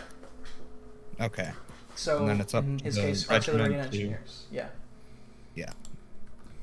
So I guess that would just be this battery and the engineers. So. Pretty much, yeah. Yeah. I will mention that they did it and that they pushed back those Germans in coordination with the 507th. That is what happened.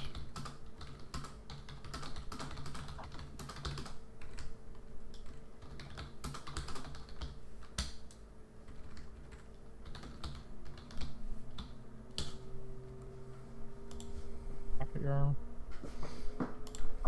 Okay, 502nd. Goody goody. Here comes the really interesting report. You can.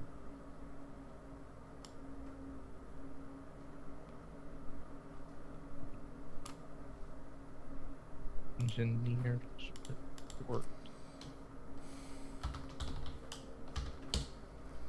Okay, so what are they doing? How do I write this report?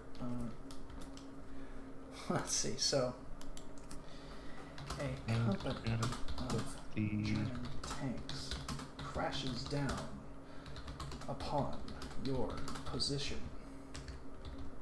First Battalion. or upon your reforming troopers. The men flee in panic. That's your arting. But 1st Battalion comes in just in time. But 1st Battalion joins the fray just in time to slow the 507th Panzer's advance. Regiment.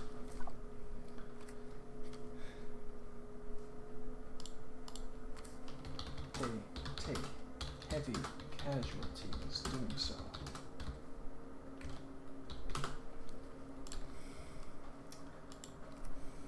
Batteries to Men of the 327th also done. Gliders Fished out move in on southern and your axis and press the enemy flank. party park.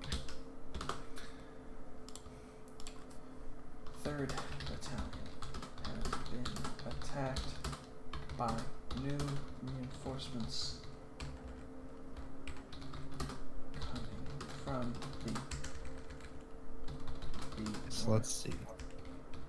Okay, east. They are so pinned. They are being pushed back even further. Their counterattack failing miserably. okay. They advise you Save as 507th screen 0300. Okay, now 506th.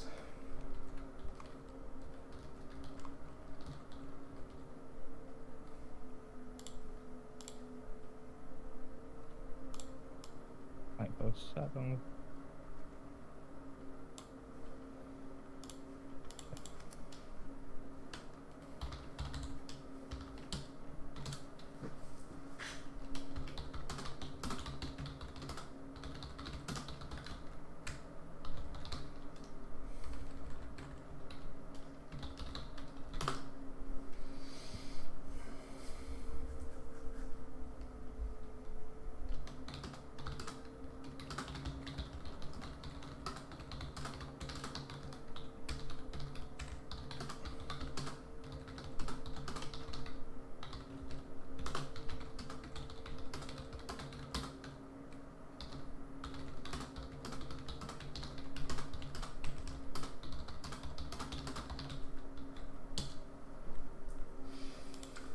Okay. Chunk.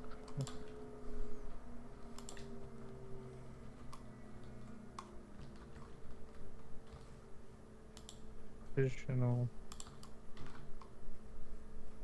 Alright, now 327th glider. Encounter.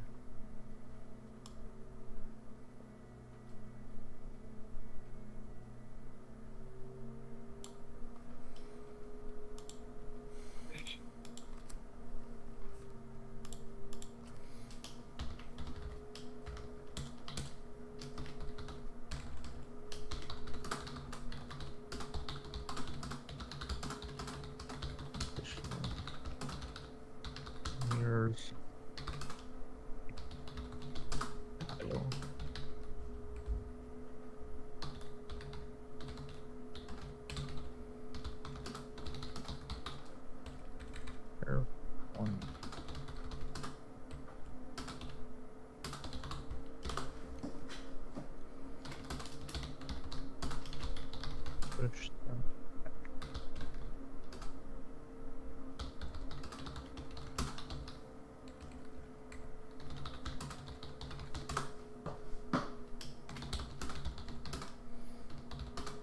Move them off.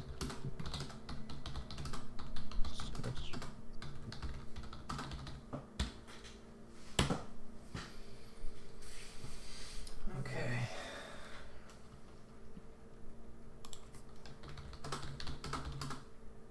Story.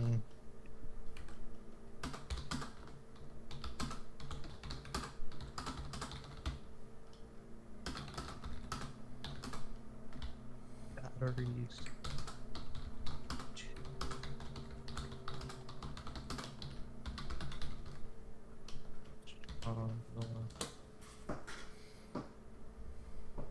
Here.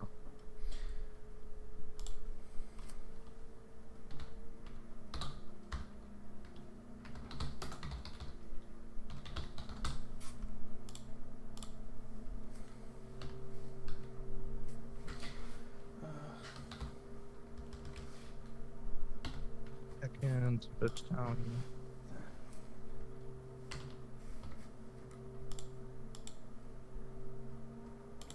Okay. Alrighty then. For those of you who are still watching the stream, we're just sending reports of the action now. Just sending these reports of the 327th and 502nd about the fighting in Saint-Mary-Église.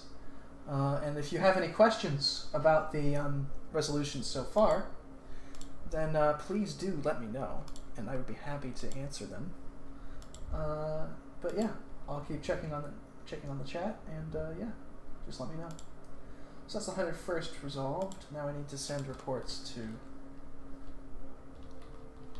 352nd.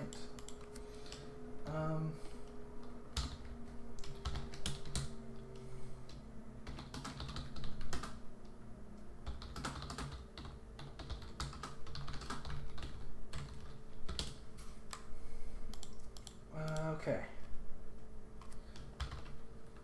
And there.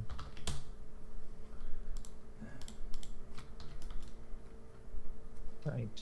Come on.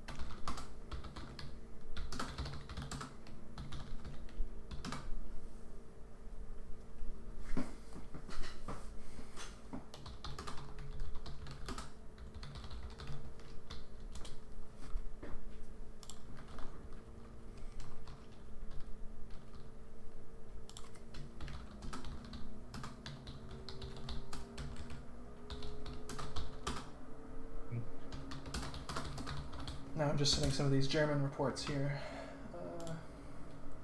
Elements.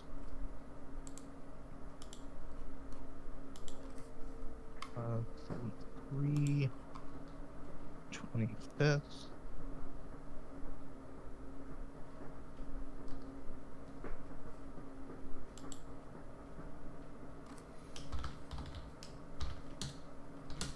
And 3/08th.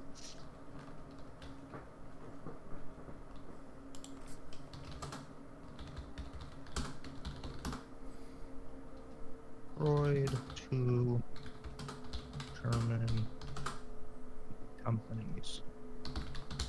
Italy, there were no survivors.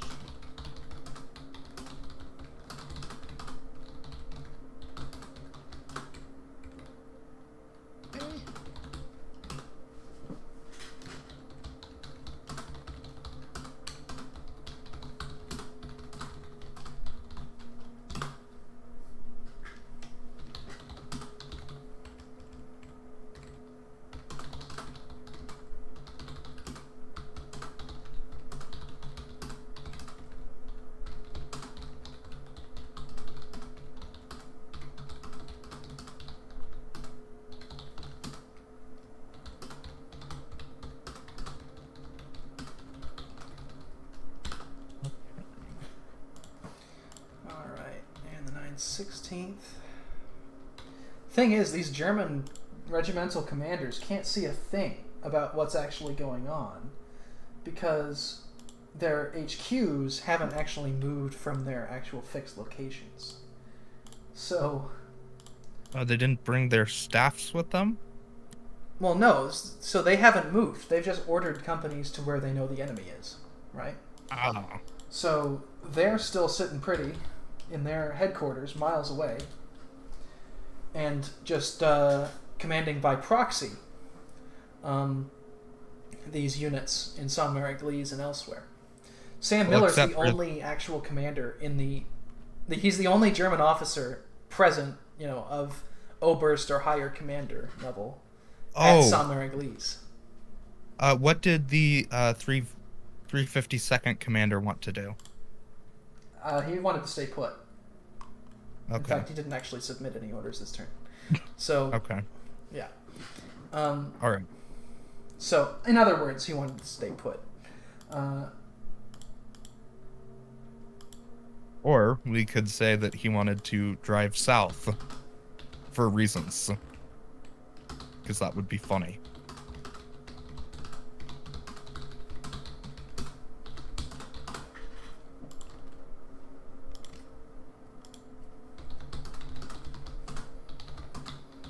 Any...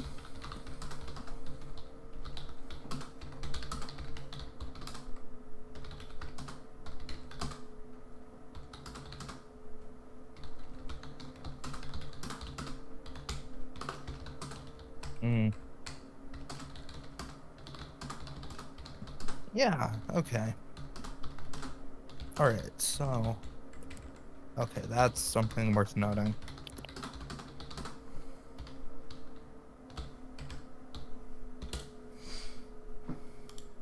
Okay.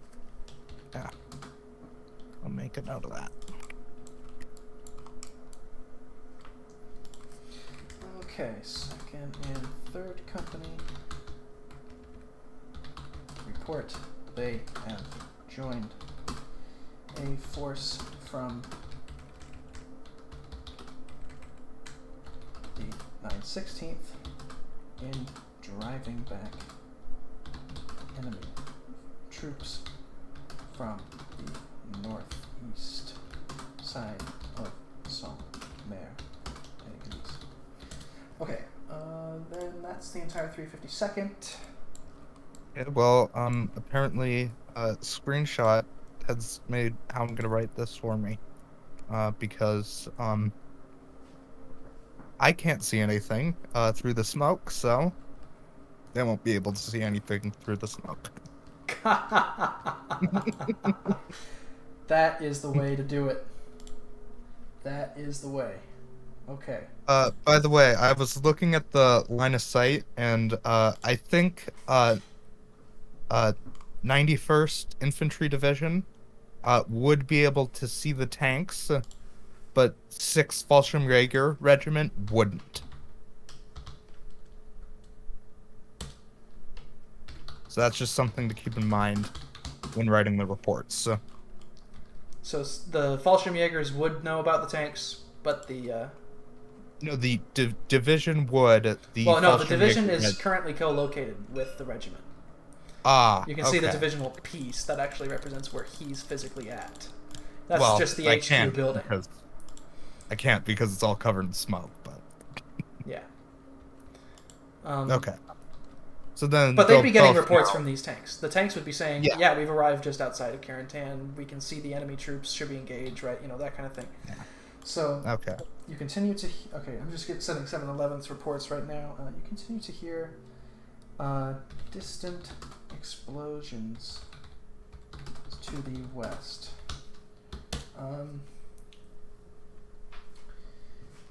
You now have your regimental commanders awoken and on the radio.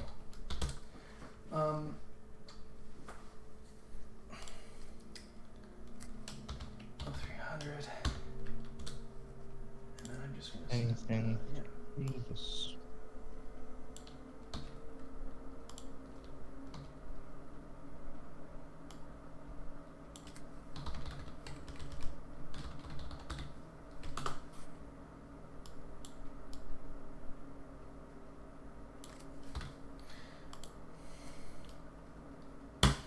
Okay. Here and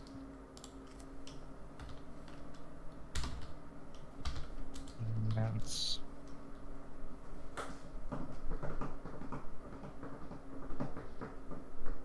amount of artillery. Okay, so that's the 7-11th. They're all woken up now.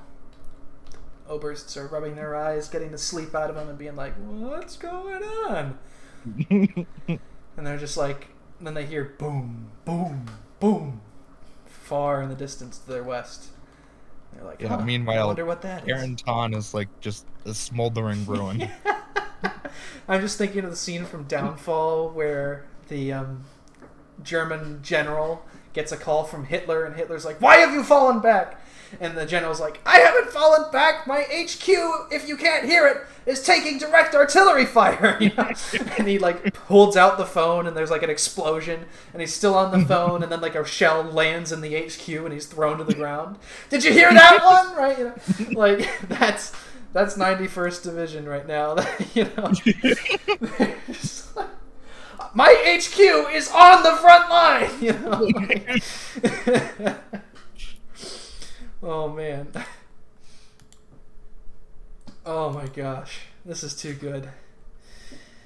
Oh. Yeah, okay, so speaking of the 91st, I need to get reports to Grenadier 1057 and 1058. Division. Okay. Airborne. His screenshot doesn't... Actually, no, it does change, yes. His screenshot changes.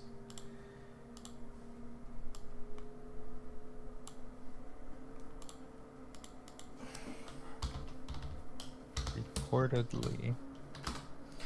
Company of tanks Published. arrives outside your HQ.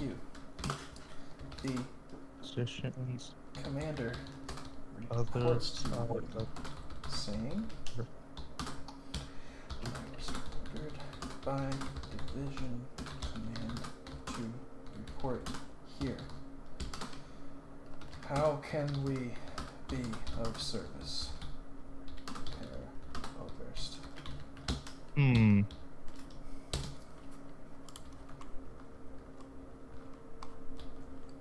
You know, I'm thinking about it, and I think I'm gonna, with your approval, I think I'm gonna prompt the 508th commander that he does have AT guns behind him, and you know, basically just the gun commander's gonna say, "We can't see anything, so you might want to reposition us."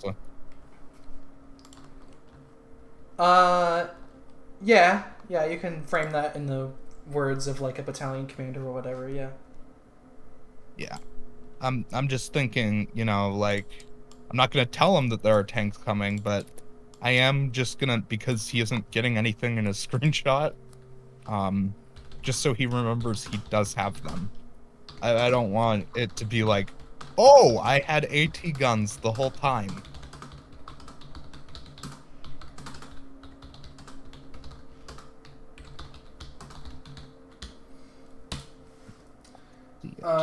Okay.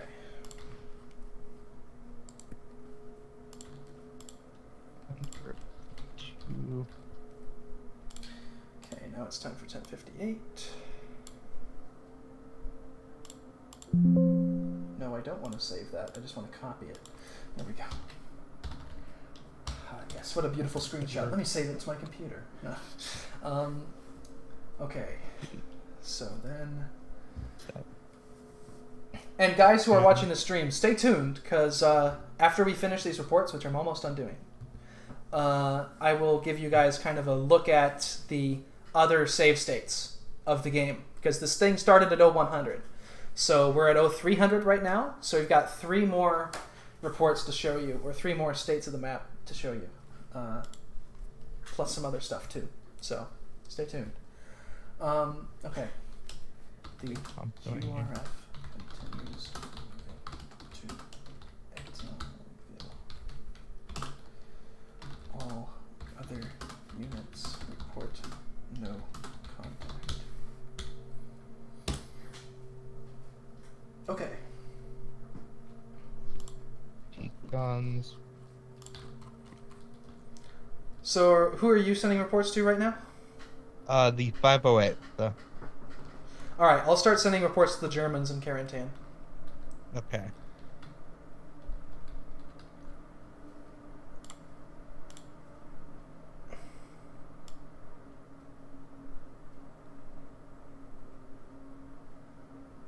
This screenshot is so full of smoke and fire.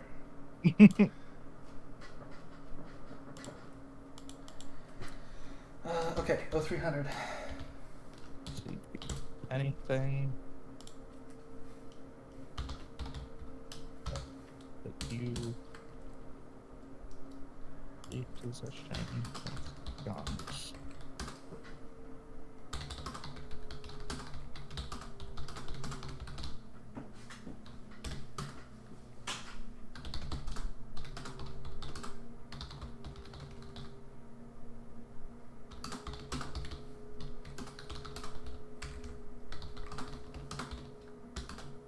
Two battalions, port, okay, in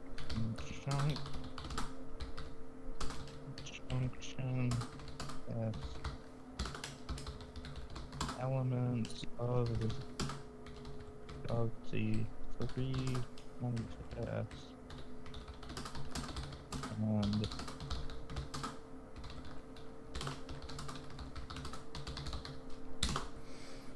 was it the 507th that was over there? Yeah, it was. Okay. 5th and 507th.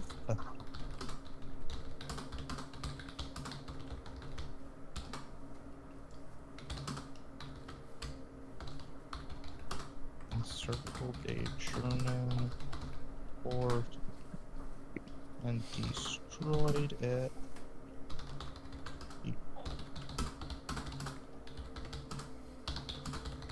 No. 5 floors. Oh, we still need to roll for the bridge demolition. Oh. Okay. This is a good time to do that. Would have been perfect just a little bit earlier, but Yeah. I just finished writing up the report to the 508, so I have to Let me. edit it. Well, let's see. They could both just not blow up, you know. Let's not make assumptions too early, right? You know, they could just both go fizzle and then not explode. Okay.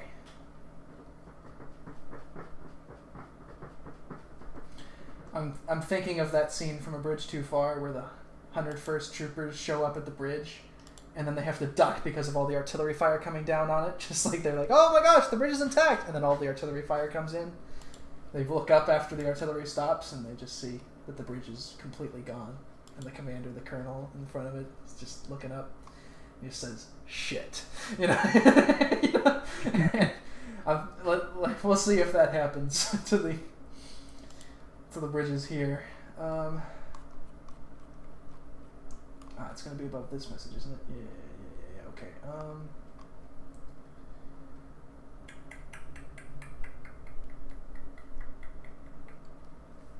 All right, we're going to roll a d12. Okay. And 1 to 3. Or actually, so we're going to roll d10. 1 to 4, gone. 5, 6, 7, it's damaged but not destroyed. 8, 9, 10, it's intact. The demolition charges don't go off. Mm-hmm. All right. Bang! So that's one bridge. The railroad bridge in the south is gone. Okay. But only after those troops get across. So that's another fire effect. Another one. Bang! Okay, so... Oh, well, that's going to be, interesting, because where's the nearest bridge? Yeah, this is going to be a problem. So some of these troops are going to get across, like this 508th trooper. These two companies of the 508th are going to get across before the bridges detonate. But now we've got 5 companies on the other side, and I want to actually. I want to investigate. Are there any other crossings? No, it's just those 2. Okay, all right. Oh. Ooh. All right, so yeah, both of those bridges are gone. That's. Oh, those tanks are just gonna fall on. And there's a regiment commander there. Oh no. Yeah. All right, let's save this. Did I already save it as 0300? No, I didn't. Okay. Cherbourg. 0300. Save. Okay. Explosions. Loud noises. Okay. So then.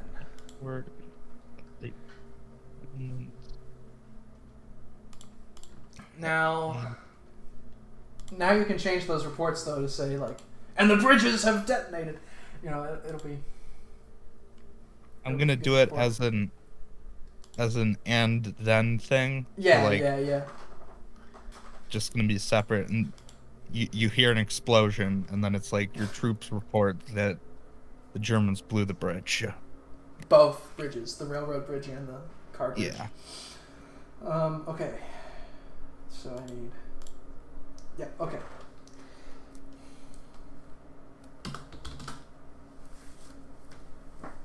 And the. Okay. So unlike the 508th commander, the 505th commander can see things. So not the things that he needs to see, but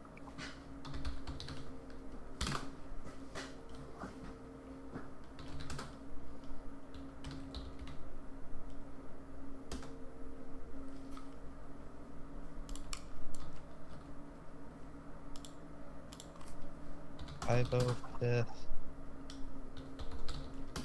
505th screen. Was the CRS-100.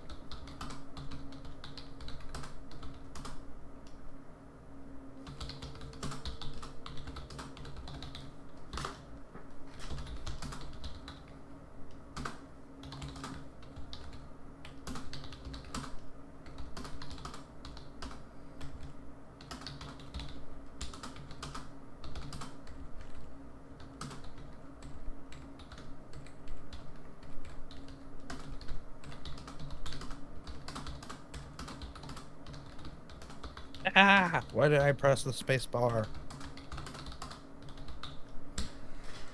All right. The 3rd Battalion.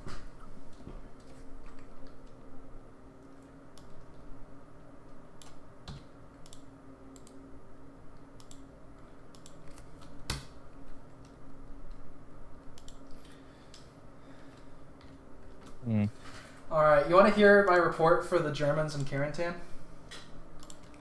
Sure. All right. I'll do a dramatic reading for you. The Americans make another attack on the bridges, which is being slaughtered. But that's when you hear it. Artillery shells screech as they start landing in the city. Buildings start crumbling as they take direct hits. The ground shakes. Your troops report casualties from the artillery. The combined efforts of enemy artillery, the determined push across the bridges, and the flanking force to the south take their toll.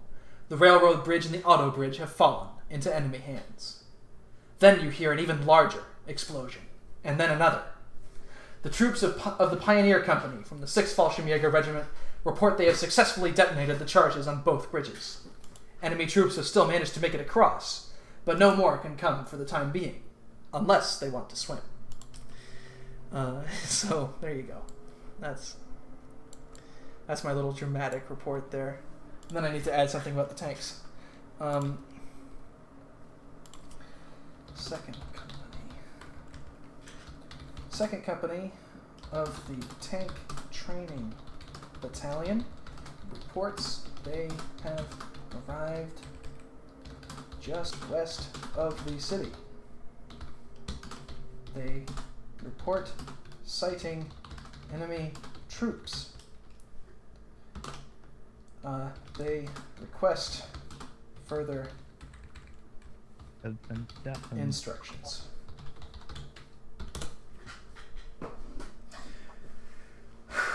Okay.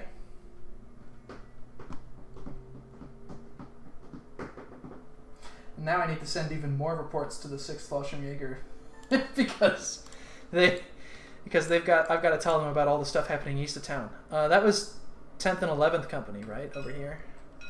Let's see. Yes. Yeah, oh, no, 11 and 12. 11 and 12, okay. Oh, yeah, 11 and 12. 11th and 12th Company report they are being surrounded and under heavy fire before you lose communications. Before reporting that they are being overrun. The commander's last report is that all is lost and he is destroying his radio set and papers.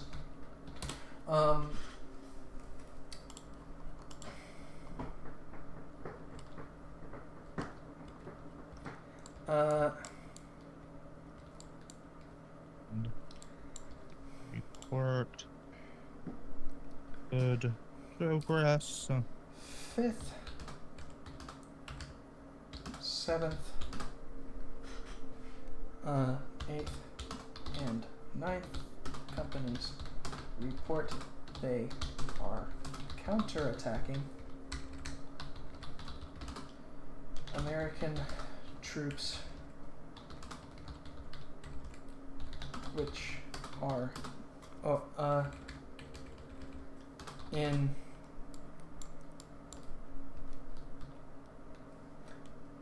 west of Bukai.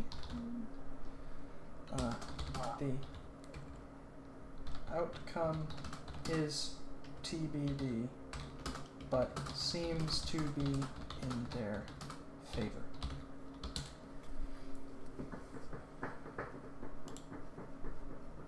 Yeah, and basically, like all of my reports for the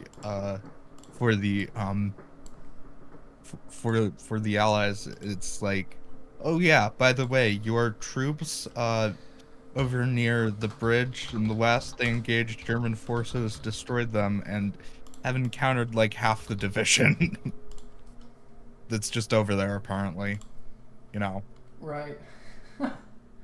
Jeez. This is crazy. Okay, so I need to add the 7/11th to their radio channel. Dim. August. Yeah, here we go. Okay. And then we need to add, who's the other guy? Extinction Burst. Okay, so I need to add him to the radio channel. Very large.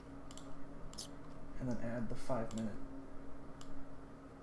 slow mode. Explosions.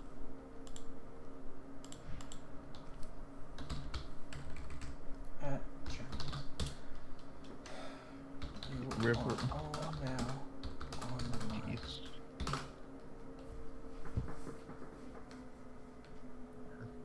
Destroy. Is your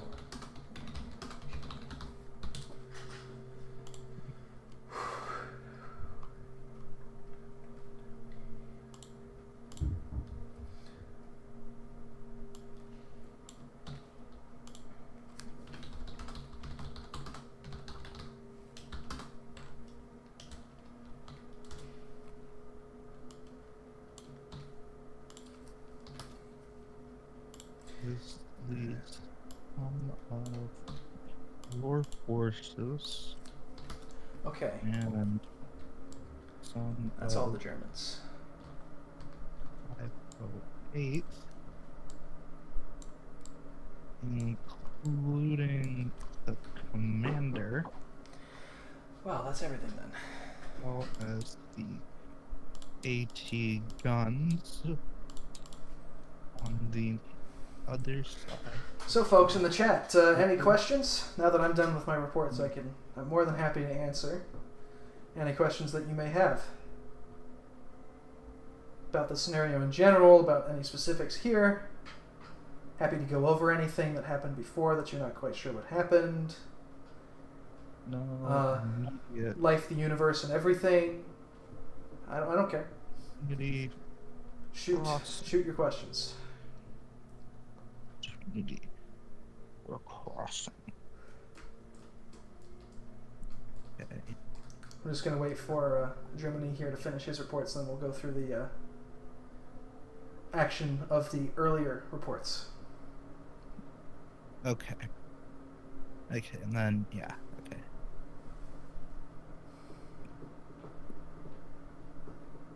Five companies are across the I'll zoom in river. on action zone here. Let's see. Across the river.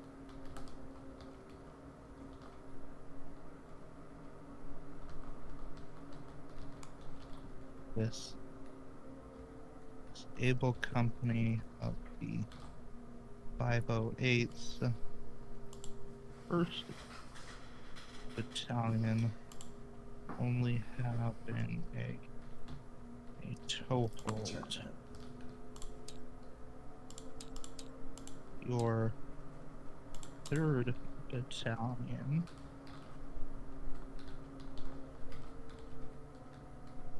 were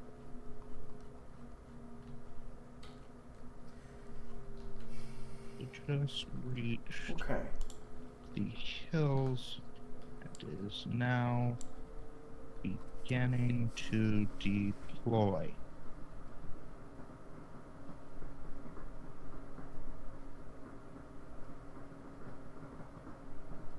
Okay. Let's see. Okay, so that's 505th.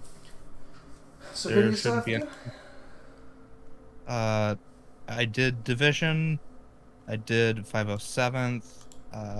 Did the gliders. Did 508th. I did 505th. Oh, so that's everyone then. Yeah. Unless there are any Germans left. Oh no, 320. You didn't do the gliders, I don't think. Oh. Okay. Here, I'll do them real quick. Okay. I'll just snap up a quick report here. Quick and dirty. They have a very boring report. Yeah, it's standard, you know. 2nd and 3rd Battalion, or 1st Battalion moves to guard the bridge. 2nd and 3rd Battalion report they have destroyed 2 enemy companies guarding the northern bridge and have taken the bridge intact. They have linked up with what is this of the 507? So 508 and 3rd Battalion 507. 507th and 2nd and 3rd Battalion 508 with Yeah. 3rd 507th and 2nd and 3rd 508th.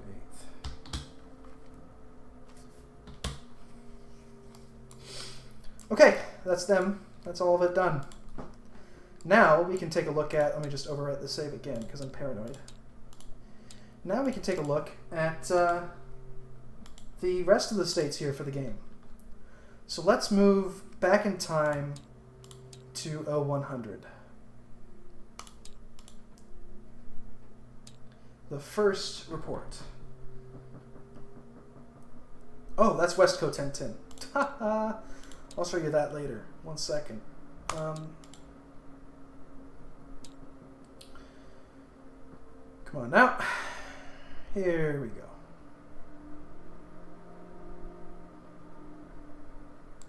Alright. I haven't got the mood lighting on, so let me do that.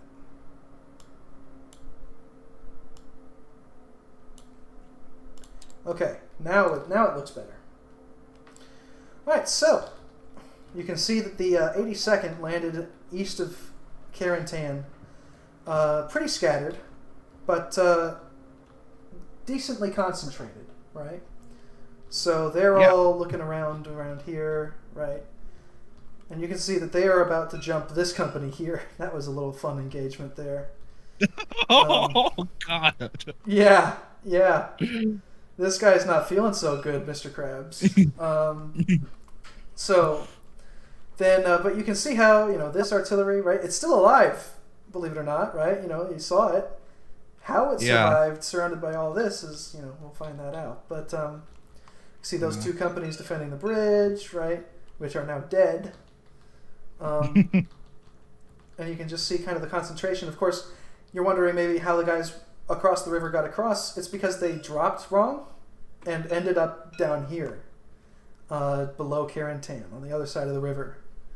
They just misdropped and landed there.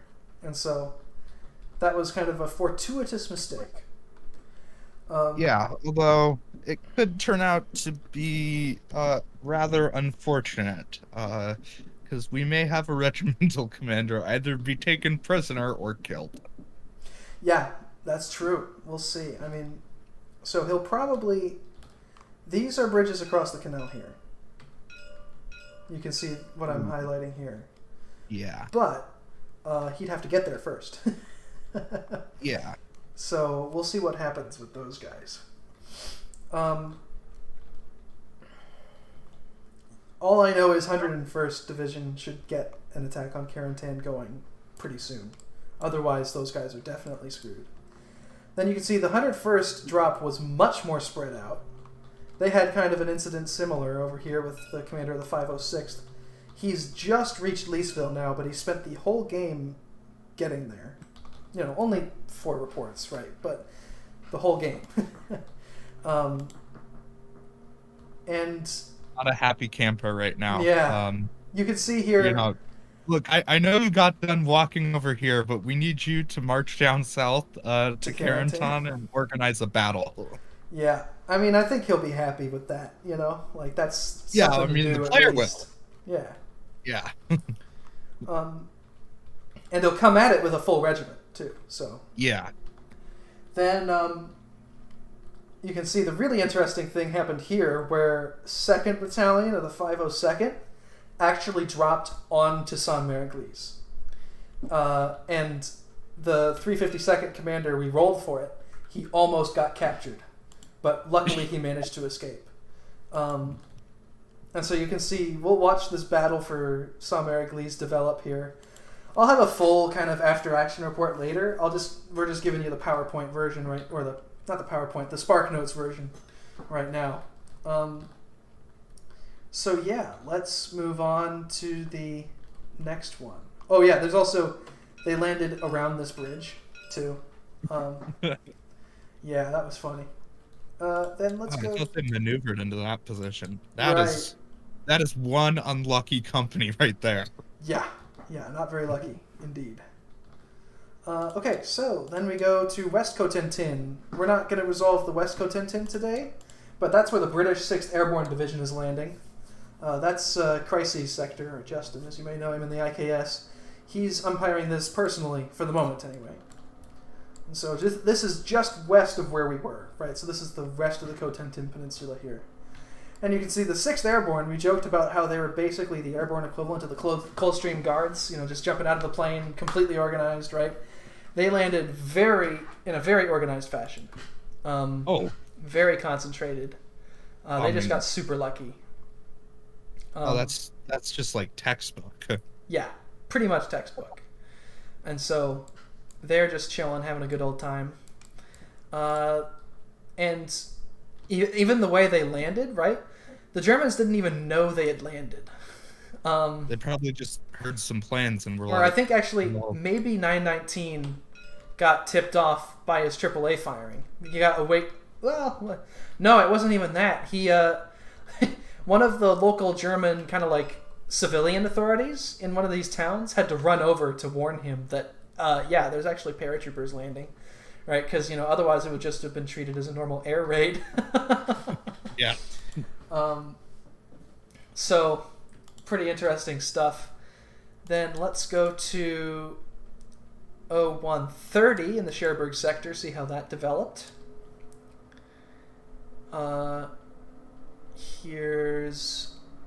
It's loading now. Almost done. Done. And so you can see the fight for Saint-Mary-Église is developing. The 2nd Battalion has secured the town because they managed to destroy the 2 German artillery batteries north of it and are attacking the Fusilier Company south of it. Or the Fusiliers south of it, yeah. And so they're just trying... At this point, they're like, okay, Saint-Mary-Église is ours. Let's just wipe this up and be done with it. Little did they know. Yeah. You'll notice that the front lines are like almost the exact opposite direction of where they are now. Yeah. This is the current front line. This is the 0130 front line. It's wild. It's been wild. Meanwhile, the bridge, they didn't manage to take it, but more troops are marshaling up against it. The rest of the commands are trying to figure out where the heck they are. This turn is when the artillery landed for 101st Division, and so it's spread out to the wind. Yeah. And 506th has gotten accounted for themselves and is now trying to move west. Yeah, it's interesting. We also have these 4 artillery batteries that dropped on the wrong side of the river, but like inside of the HQ. Right. Yeah, so that was lucky that they dropped on the other side of the river, but in sight of the HQ, as opposed to out of sight and out of mind. If you look at the 82nd, they've started really concentrating, good job there, right? And now they're starting to actually deal with the positions here, including this poor bastard. Oh gosh, yeah. He's not going to have a good time. He even has 75 millimeter guns, like just right in close support fire. Yeah. Oh my gosh. Well, actually, so this guy, right? Originally, he only saw the 75s, and so he was ordered to attack them. Oh, right? Kill! Because he was like, "Oh, this is easy. We can just wipe these guys out." And then all of a sudden, all of these we can take paratroopers their start gun showing up. and kill the Americans. Yeah, it didn't happen that way, unfortunately for them. Oh my gosh, yeah. So that's what it looks like at 0130. Let's take a look at 0200. Let's switch over to the West Cotentin. I don't have the 0130 saved for West Cotentin, but it doesn't really matter too much. So here's 0200 at West Cotentin.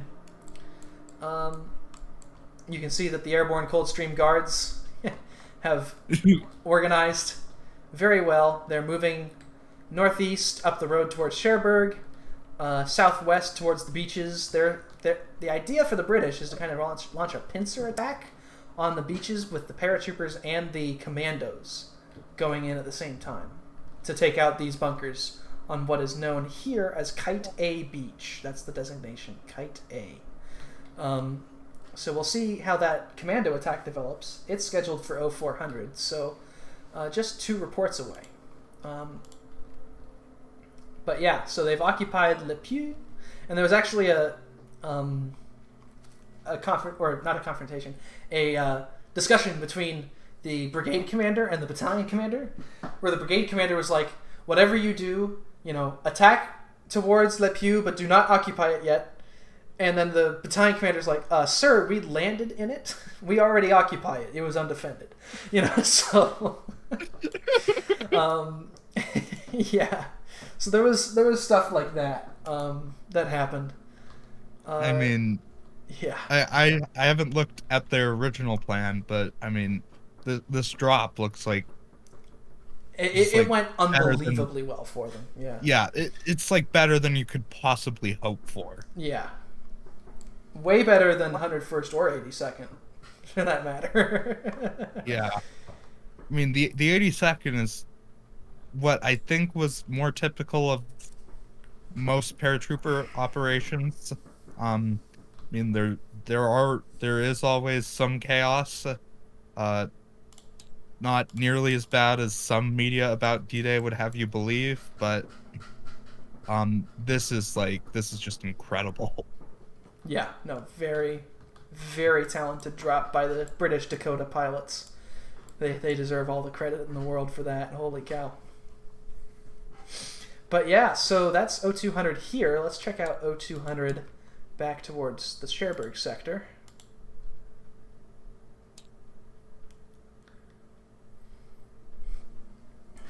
And here's what it looks like. Alright. So, 101st.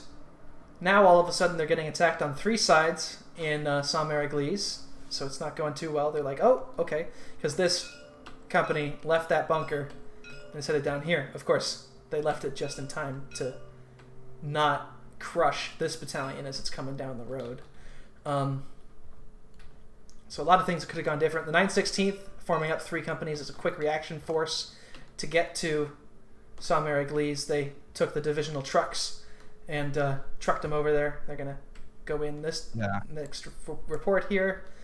And then crucially in French towns, Valognes. That's Valognes. Yeah. The corps commander encountered. Right. Yeah. Yeah. So the corps commander this phase ordered that he was going to drive down to Carentan to oversee the situation from there, and so the main road to Carentan, his HQ is actually in Cherbourg, right? So that's where he's based out of. So the main road from Cherbourg to Carentan goes through Valognes, through Montebourg, and then down south through Saint-Mary-Église. And so you're wondering how the corps commander ended up at the head of a tank column moving into Saint-Mary-Église like the frickin' Rohirrim, right? Well, that's how. It's because he ran into these tanks while driving through Valognes, and he said, like Arnold Schwarzenegger, "Come with me if you want to live," and so then this next phase, he's going to get all the way down to Saint-Mary-Église. So if you look at Carentan, you can see the troops on the other side of the river have started trying to get across the marshes, and the attack on the bridge has begun. Meanwhile, the gliders have taken this bridge, which was one of their crucial first-day objectives, and they're just trying to figure out what the heck's going on over here. Oh, yeah, and this company, destroyed. Very dead. Very dead. Very, very dead. Yeah. Oh, yeah, and 506th HQ, as they were moving towards Leesville, encountered a lone battery of German artillery and jumped it. Yeah. A lot of stuff just blundering into things in the dark. That kind of... Yeah. So, very interesting stuff there. Okay, let's move to O230. I don't have O230 for West Cotentin, nor do I have O300. But let's take a look at the O230 for Cherbourg. So this would be the turn just before what we were just watching for the report here for. I'll be interested to see this because I wasn't able to be here. Yeah, so you can see the quick reaction force from the 916th has attacked the north side of Saint-Mary-Église and is driving back these paratroopers that were just coming from the northeast. These 2 companies were routed by the Fusilier or the Fusilier battalion. The tanks have just shown up north of the town, right? The artillery is now opening fire, and we've got 4 new companies of infantry moving in from the west. This is about when, the 502nd has started. Last turn was about when the 502nd started screaming about needing support, and so support's coming in. The bridge here, though, has been destroyed by German artillery, so that's no good. And the Germans here blew up this bridge. So this river now, basically, this entire area, here we go. So this river that goes up here, right? The only crossing points now are here, here, and here. Those are the closest crossing points, right? Or, if you don't want to go through those three or anywhere up here, then you have to cross the river in Carentan. So, now the plan, if the Germans can keep the Carentan defense alive, then the entire 7th Corps plan is screwed. Because, let me explain the 7th Corps plan here. Yeah. Because this is crucial context for you guys watching the stream of, like, why is all of this so important? Like, why the heck are the American paratroopers landing where they are, right? Like, what the heck's going on? So, there we go. So, 7th Corps. 101st Airborne, their drop zone, here. So you can see they landed pretty much on target, right? 82nd Airborne, their drop zone, right here. Their job, secure Carentan and its bridges. Secure these bridges, which is about to happen, right? You saw that happen.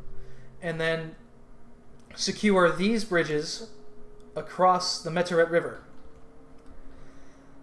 And then, so the 101st then is going to launch a two-pronged attack, one towards Carentan from the north, and the other around to link up with the British somewhere down in here. Because the British are coming from the west, right? Incredibly ambitious. Yeah. And then once a link has been established between the Carentan area and the 101st, right? So basically the idea is to create a area of control that roughly looks like this, right? By 0600. This movement happens later in the day. But so this area of control then is what exists when the 4th Infantry Division lands on, I believe this is, oh gosh, I think it's Odin, I want to say. No, Helena, yeah, on Helena Beach here. So 4th Infantry Division comes in, and they're going to punch in through the beach here, which is historically Utah Beach, but they've labeled it Helena for the purpose of the operation. And they're going to press this way. We have to be special. And 4th ID, supported by the Corps Armor, is going to move through this area of control and then punch across these bridges to then try and move east towards Bayou. Meanwhile, 5th Corps is landing the 1st Infantry Division up here to push inland towards Valognes, Montebourg, and then eventually set up something of an attack towards Carentan. And the 1st Division... yeah, you're right, Cherbourg. And the 1st will be, well, the 1st in, and then they've got the 29th Infantry Division, the blue and gray, in support. And so that's what the Allied plan generally looks like. But you can see now the problem, because now these bridges have been blown, meaning that the 101st, this movement, is going to be a lot harder, if not impossible. And now, with the 0300 report, let's actually get to that. So Cherbourg 0300, right? So the one we've just done.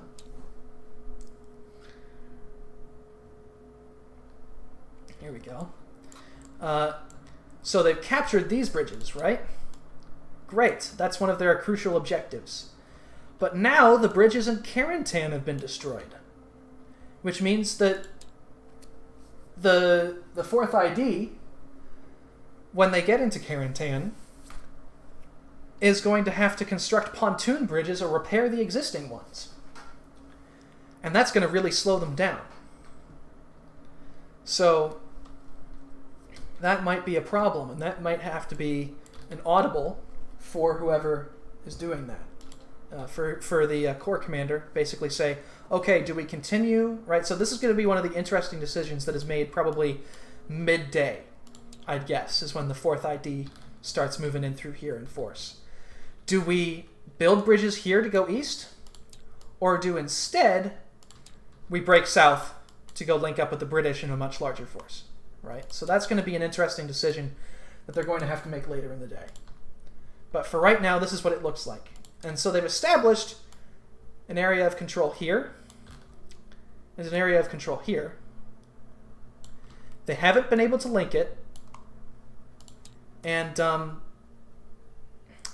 they do not control Saint-Mary-Église. They do not at all control Saint-Mary-Église, which is the major crossroads in the area.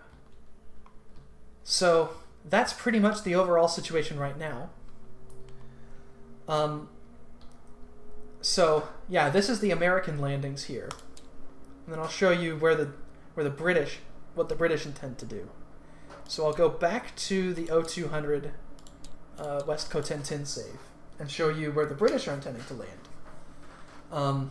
And again, if you're watching the stream and you're actually playing in the game, stop, get some help. Bad. You're just ruining it for everyone else and yourself.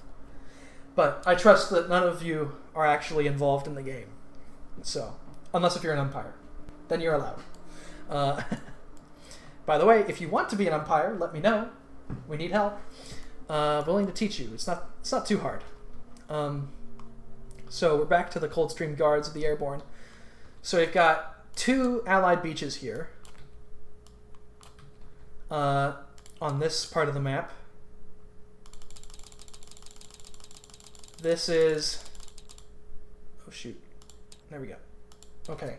Kite B here.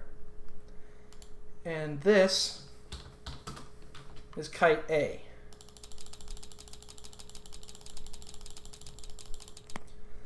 And so the British Commandos, 1st Special Service Brigade and 4th Special Service Brigade,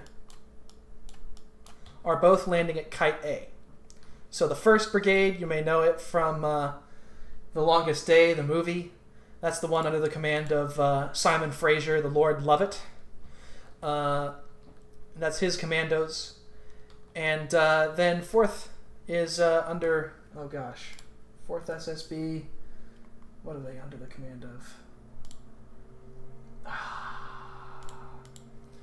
of? Brigadier Bernard Jumbo Leister. That's the name. Fantastic name. Yeah, so commandos, they tend to have somewhat flashy personalities, right? So, and then, so they're going to try and land here at 0400. So, an hour from the last report that we just did. Not this report, this is 0200, but I'll find that report eventually and I'll show it to you guys. So 0400, they're landing at Kite A, and their objectives are to take out this defense complex here, where 4th Brigade is. 4th Commando Brigade is to take out this defense complex, and then 1st Special Service Brigade, this bunker complex, and link up with the Airborne here, right? So that's generally what they're trying to do. And then at 0500, the 49th ID, the British 49th Division, the West Riding Division, lands at Kite B. And this is all under the command of 1st Corps, British 1st Corps. And 1st Corps' main objective is to secure this area and then move to take Cherbourg. Don't worry about how that lined up, developed. Yeah, Cherbourg. It looks fine from the top. Cherbourg is here, generally. Also, don't bother with that line. But yeah, so that's generally what they're trying to do, and so far it's going pretty well. If the Great Airborne Drop is something to look at, it's something to base it off of. Probably we'll get through 0400 this week and start the commando operations by Friday. And then the 0500 turn, when the 49th comes in, we'll actually start doing those proper turns on June 6th. So we're just working ahead of schedule here to get the pre-dawn stuff out of the way. Okay, And then there's one more sector of note to look at, and that is the Saint-Lô sector. That's the last sector where the Allies intend to land. So they are not landing on what we historically call Gold, Juno, and Sword beaches. They are not landing on those beaches. Those have been abandoned. Instead, they are landing on, oh gosh, what are these beaches called? I believe Odin Beach. And so we've got, I believe this is the 50th Division? Let me check the plan. Let me check the plan real quick. I want to get you guys accurate info. Okay. 30 Corps. Let's take a look at their plan in the Google Doc. Yep, okay. I'm gonna have to hop off. Okay. Yeah, see you later, Germany. Thank you for stopping by. Yeah, no problem. Yeah, so, okay. Yeah, so UK, the 3rd British Division, plus the 7th Armored. I should probably make these a little smaller. Looks a little fat.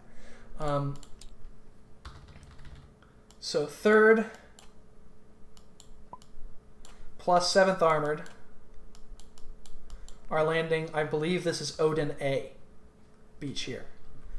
Then we've got the, or no, that's Lance A. So that's Lance A and Lance B. So this is all Lance Beach up here. Then Odin Beach is down here. This is better. Yeah, okay. All right. So if I can find the... Yeah, so... Yep. All right. So then 50th, the Tyne Tees, are landing on Odin B here. So this is going to be the 50th Division. And then down here, the 51st Highland Division is landing on Odin A. Ah, that's another 50. Jeez, I'm terrible with this. 51st. So that's generally how 30 Corps is landing, with the 3rd Canadian Division in reserve. So the poor Canadians, they're not going to get committed until later in the day. But should be interesting. And their general objective, right? So if you're thinking of where Carentan is, you're like, where's Carentan? How does this factor into the rest of the plan? This dot here, roughly speaking, is Carentan. And so these two divisions here are pressing kind of in this axis towards Carentan. Then the 50th, its objective is Saint-Lô. And the 51st is moving generally this way to cover the southern flank. And the 3rd Canadian Division will be committed somewhere, I believe it's going to be committed on Lance Beach, somewhere here, but I'm unsure of that. And so, they're in reserve, so they could be put down here or up here, right? But that's generally how they're trying to move. And so these are very ambitious first day objectives, to be sure. But we'll see if they make it. Facing them will be the 3rd Fallschirmjäger Division. And these are probably the most elite troops the Germans have to offer. As you can see, they've set up defenses along the beaches. Particular areas to watch out for are going to be down here in Glanville. This is a little peninsula sticking out from the mainland here, and this bunker complex, built on top of a, I believe, 1600s or 1700s construction fortress, overlooks the entirety of Odin Beach. And so they are going to have great lines of fire. And this is just going to be a monster to take, because choke points and all that. Meanwhile, Germans have somewhat lightly spread defenses across the rest of the line, but enough to do some hurt, right? So it's not going to be fun. But that's going to be an interesting fight. And the Germans here, they know that they're not going to be able to contest the beaches super well, so they're just trying to delay on the beaches and then fall back to interior lines. One that was considered by them is this river here is a good defensive line. You can see that there's a river here. And then also generally up here. And then, of course, the big river, the Veer River, which goes like this by Saint-Lô. So those are kind of where they're thinking of going. And this entire division, the entire 3rd Fallschirmjäger Division, is motorized. So this will be an interesting fight indeed, because the Germans will be able to rapidly redeploy. Anyways, that's it for the report and the resolution of what's going on. So if you enjoyed, be sure to hit that like button. I see that a few of you already have, so thank you for that. And stay tuned for more of these umpire sessions, which I should be doing a few times a week. You'll have to stay posted for them. I'm not going to commit to a schedule because I've got to work that out with the other umpires. I'm not going to do this whole thing solo. But in case you're wondering, yes, this is probably the largest civilian Kriegspiel of any type ever run. 94 players in total, split across 6 corps, like 18 divisions or something. So I can count this. Okay, so we got 4 divisions here, plus the 4 divisions, plus Canadians 5, plus 49th 6. The Commandos and Rangers basically equal to a division. And then we got the 2 Airborne divisions, so that's that would make 9, the equivalent of 9 divisions so far. Then 4th ID 10, 1st and 29th 11, 12.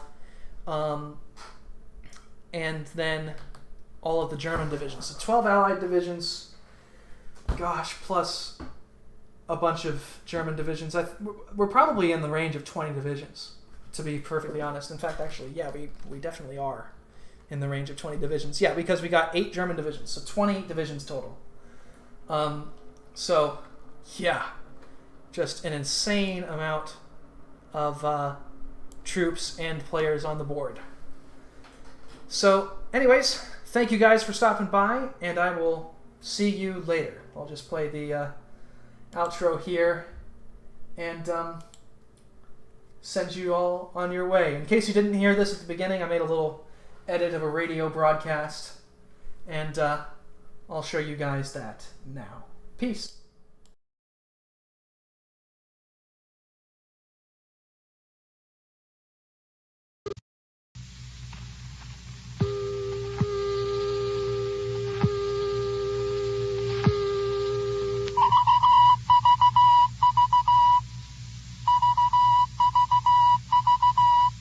This is Robert St. John in the NBC newsroom in New York. Ladies and gentlemen, we may be approaching a fateful hour. All night long, bulletins have been pouring in from Berlin claiming that D-Day is here, claiming that the invasion of Western Europe has begun. Let me read you several of the latest bulletins. One says that a report, unconfirmed by Allied sources, of course, says that heavy fighting is taking place between the Germans and invasion forces on the Normandy Peninsula, about 31 miles southwest of Le Havre.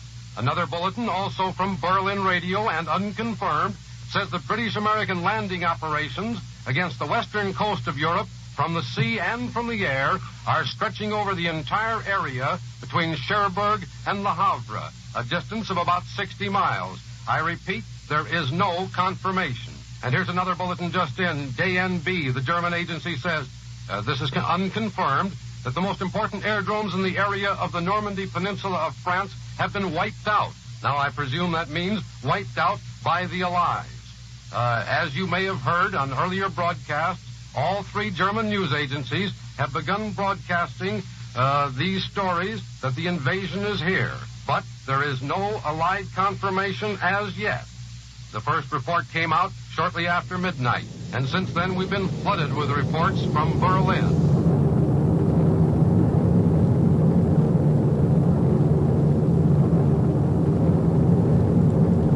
Thanks everyone for listening, and I'll see you next time.